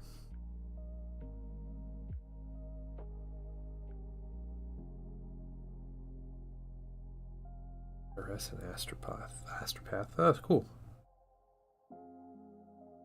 It's crazy. Ask some old GW minis. I don't have anything that old.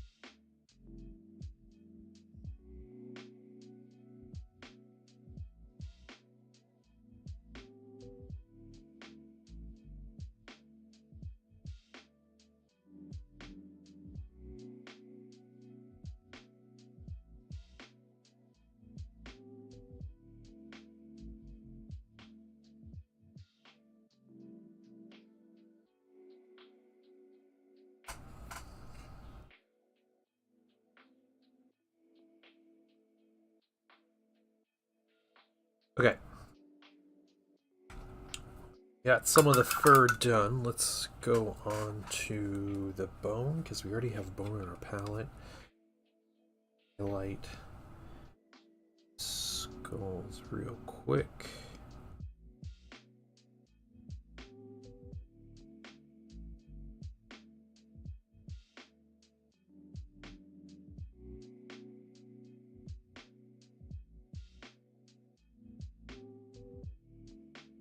Like an orc skull on his knee.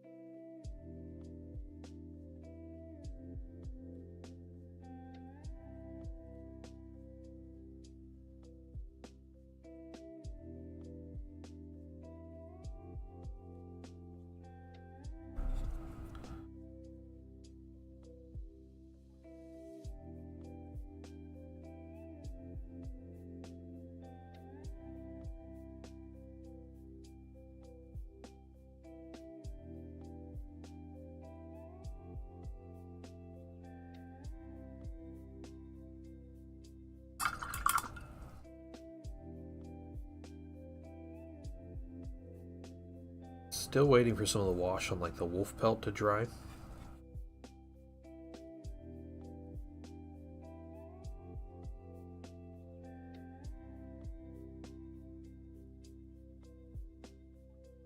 A little bit here while we wait.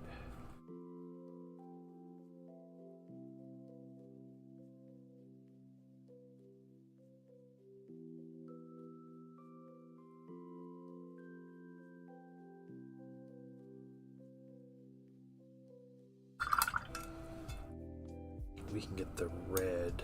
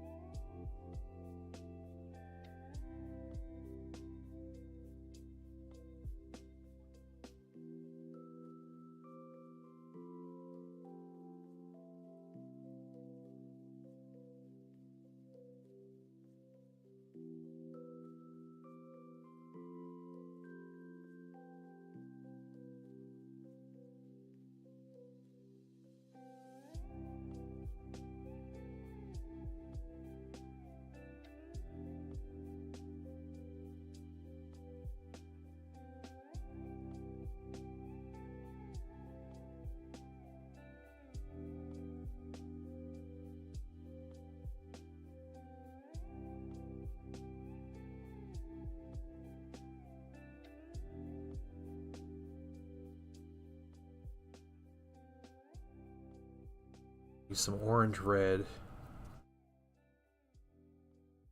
Knock it down a little bit with some orange. We mix some ivory into the orange red.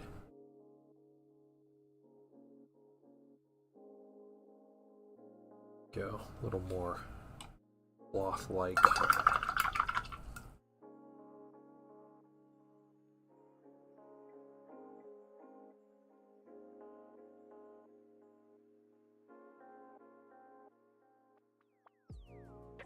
Okay.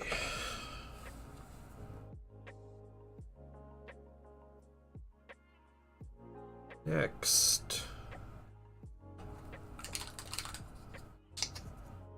Put down a little bit of bright neutral gray on this icon on the mini.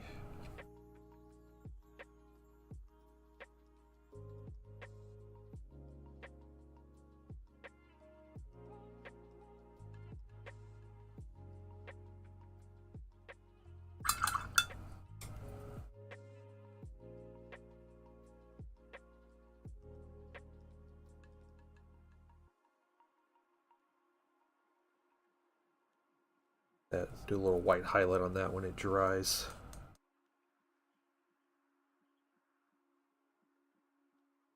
Wolf pelt. That might be good for a little dry brush. Big bright warm gray this time. Just going through all the colors.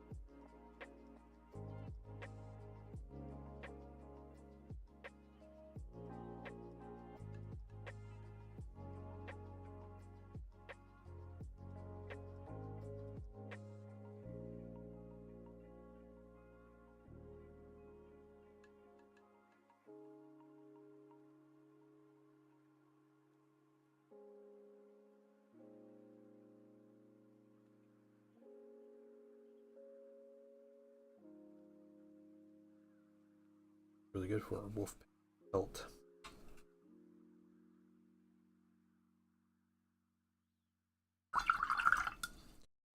Nice looking, actually.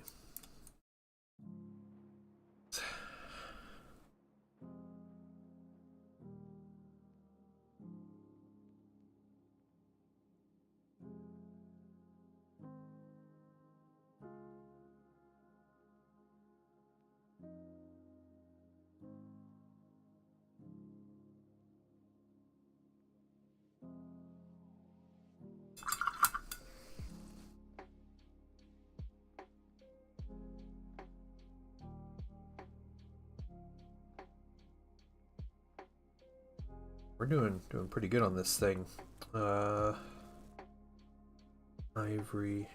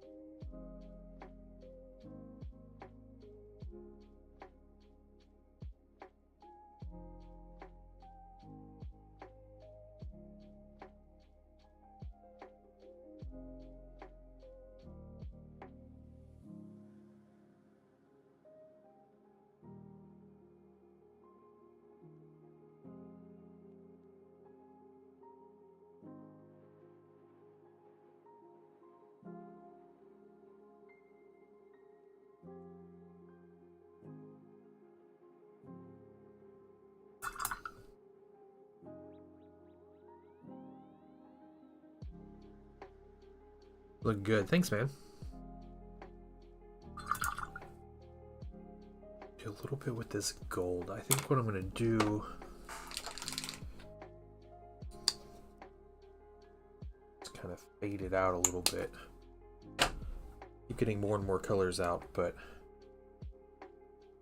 about out of space on the wet palette.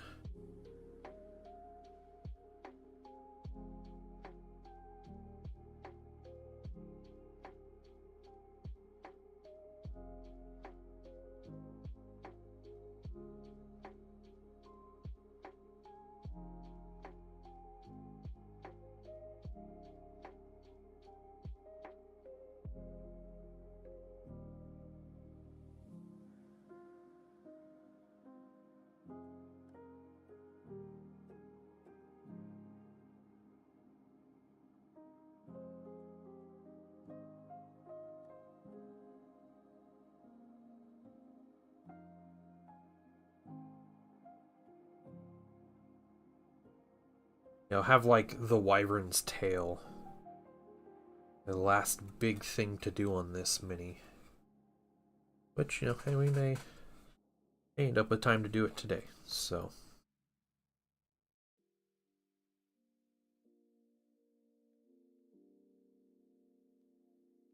I'm thinking for basing, so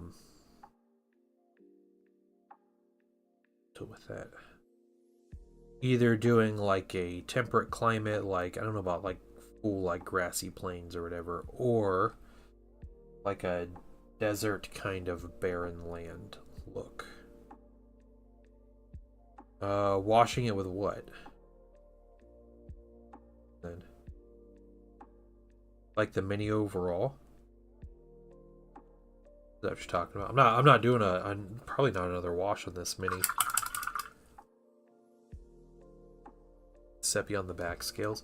I think I probably could use like a dark green on the back scales, but because I have a green wash that I kind of like. It's a nice like warmer green, but I don't think it needs it.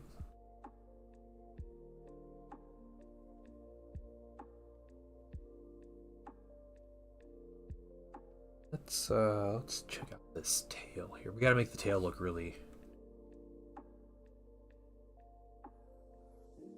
Let's see, I have an idea. Okay. I got ideas.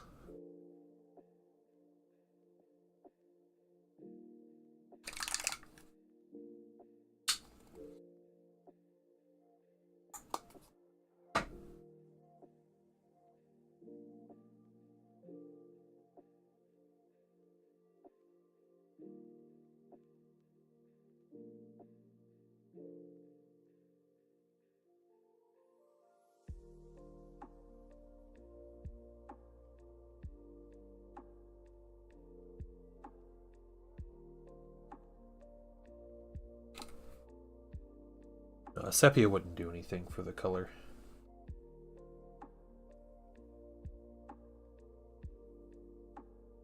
I don't think so.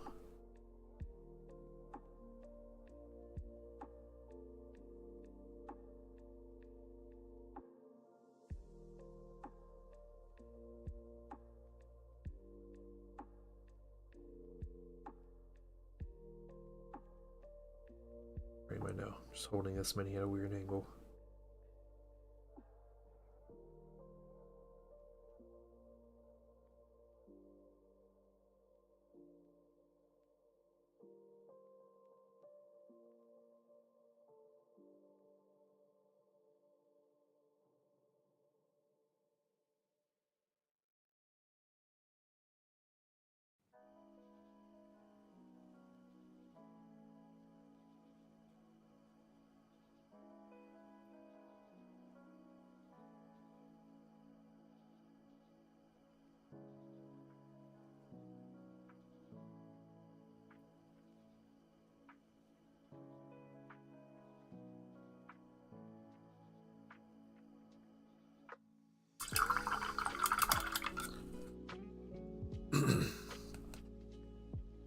Okay, and I'm going to use, why not go with a really, you know what, that's what I'm going to do. Here we go. We're going to do this bismuth yellow. My first time using this color.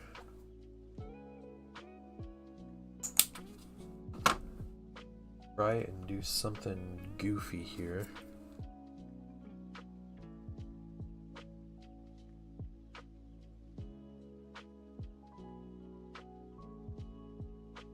Is like a sickeningly yellow. I need like 8 coats. I shouldn't have picked.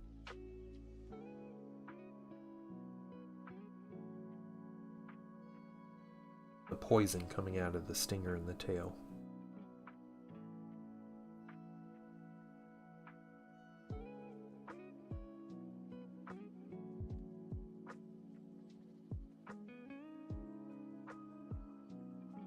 Bots out heavy, really? Are they showing up in chat?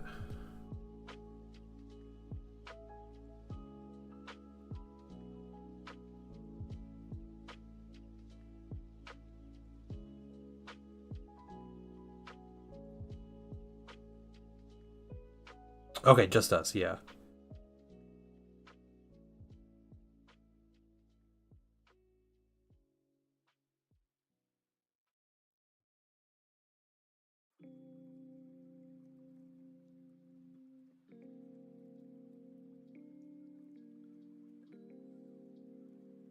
I have a new bot that supposed to keep other bots out.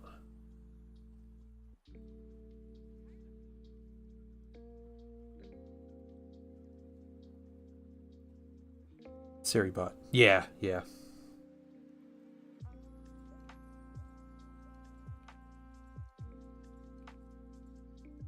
Like if you guys type in good bot, I think it'll respond.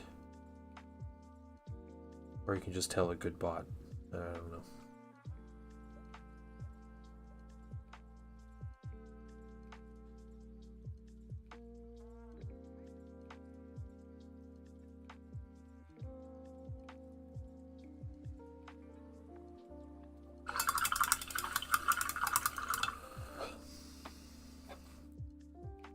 Gets an anti-bot bot. Yep.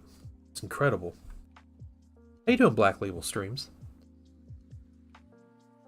What were the minis you posted yesterday? You posted some minis in stream. Or in Discord. The other day. They were just like incredible looking. Oh, it was your big like thunder barge. Your like dwarf the like thunder barge thing. Yeah. It was great.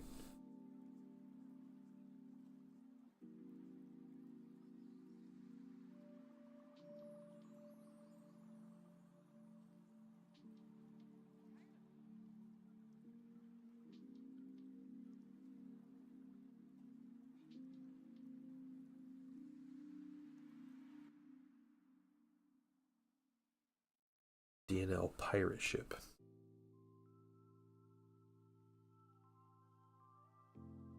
Biggest thing I've ever put together and painted. Nice.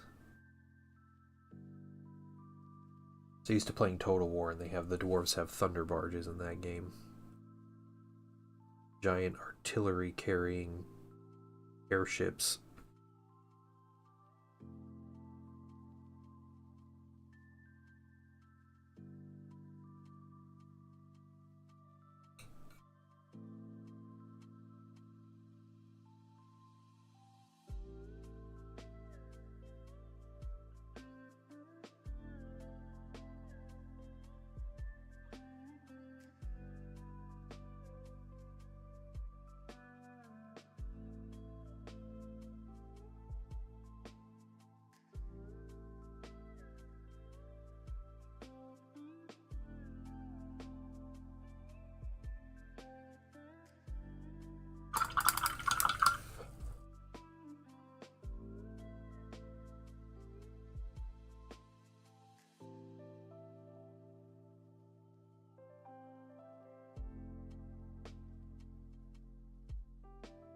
Yeah, thank you. Yeah, not bad for like a one stream paint job too.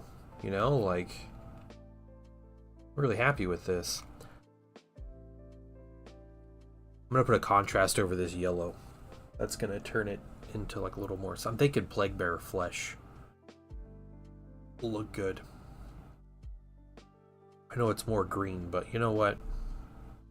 The orcs, they like green. So yeah, we're gonna base this guy and his boar boy friends here. Here I got a boar boy we're chilling with. So yeah, nice little start to an army for somebody. So boar boyfriends, yes.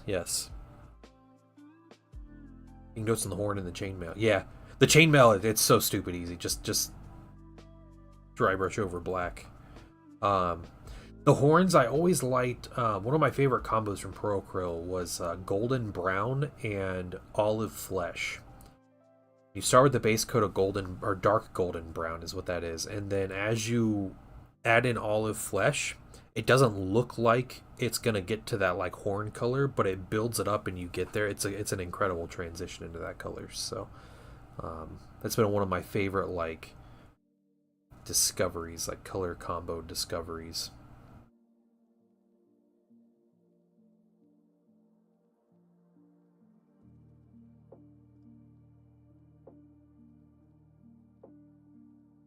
Thank you, I appreciate it. It's very cool. I was happy I got to paint some Warhammer Fantasy this week.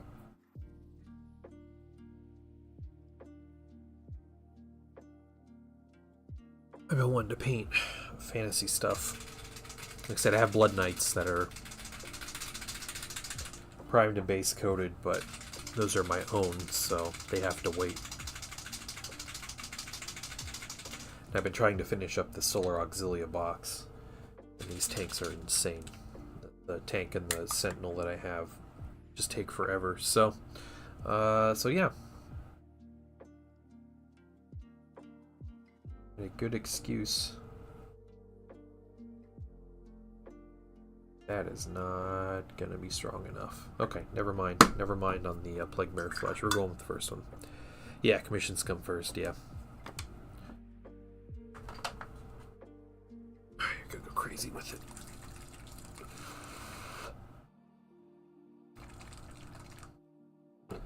Plague Bear Flesh, you are too weak. We're going Striking Scorpion Green.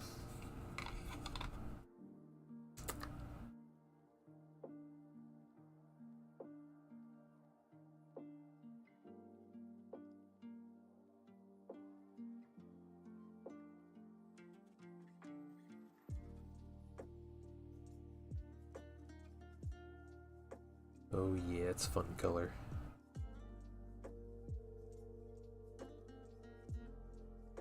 Give me no doubt in your mind that that's poison.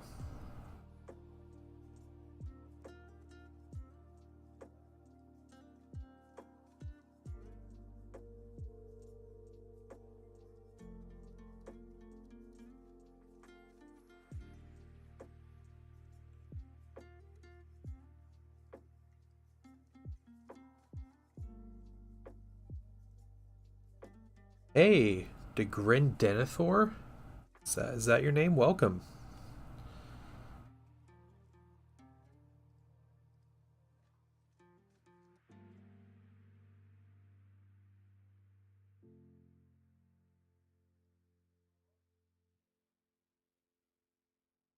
It's going really well. I'm getting ready to close out stream here in a couple minutes, but it is wonderful seeing you in here. Thank you for joining in.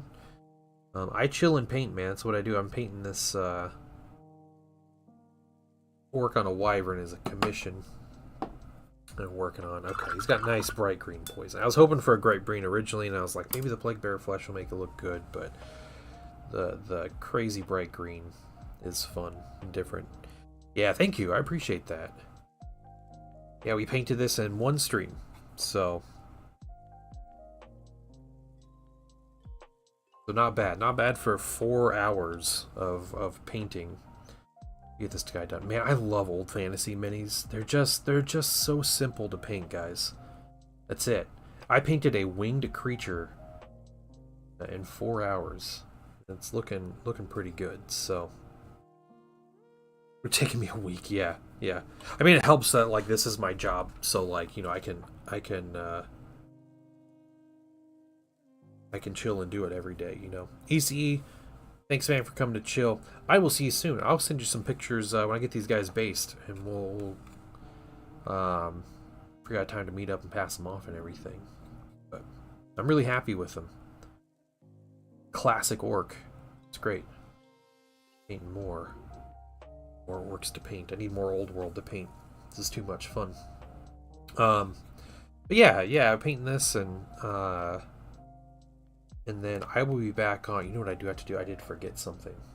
Oh no. The colors. Got some claws/fingernails. But I'll be back on Sunday evening. I stream Sunday evenings, 9 p.m. Eastern. Then I stream Tuesday, Wednesday, and Thursday during the morning and early afternoon. So 10 a.m. Eastern to 2 p.m. Eastern.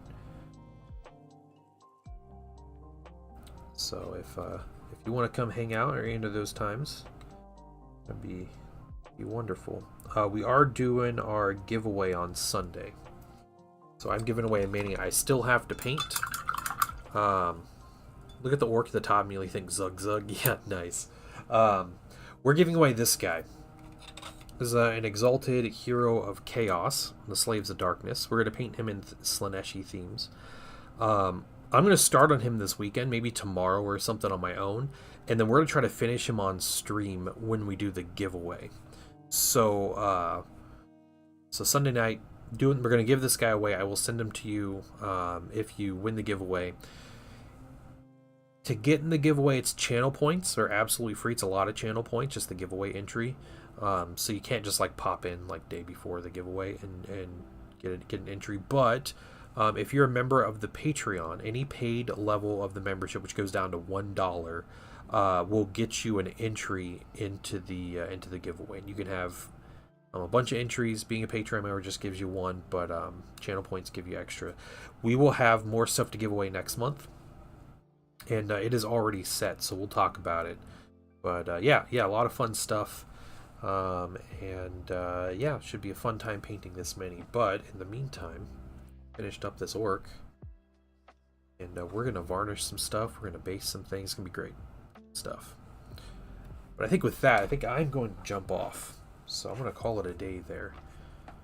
And yeah, you guys have a wonderful weekend. I will see you all Sunday night for a miniature giveaway and some more painting. So thanks everybody for stopping by. Bye everybody.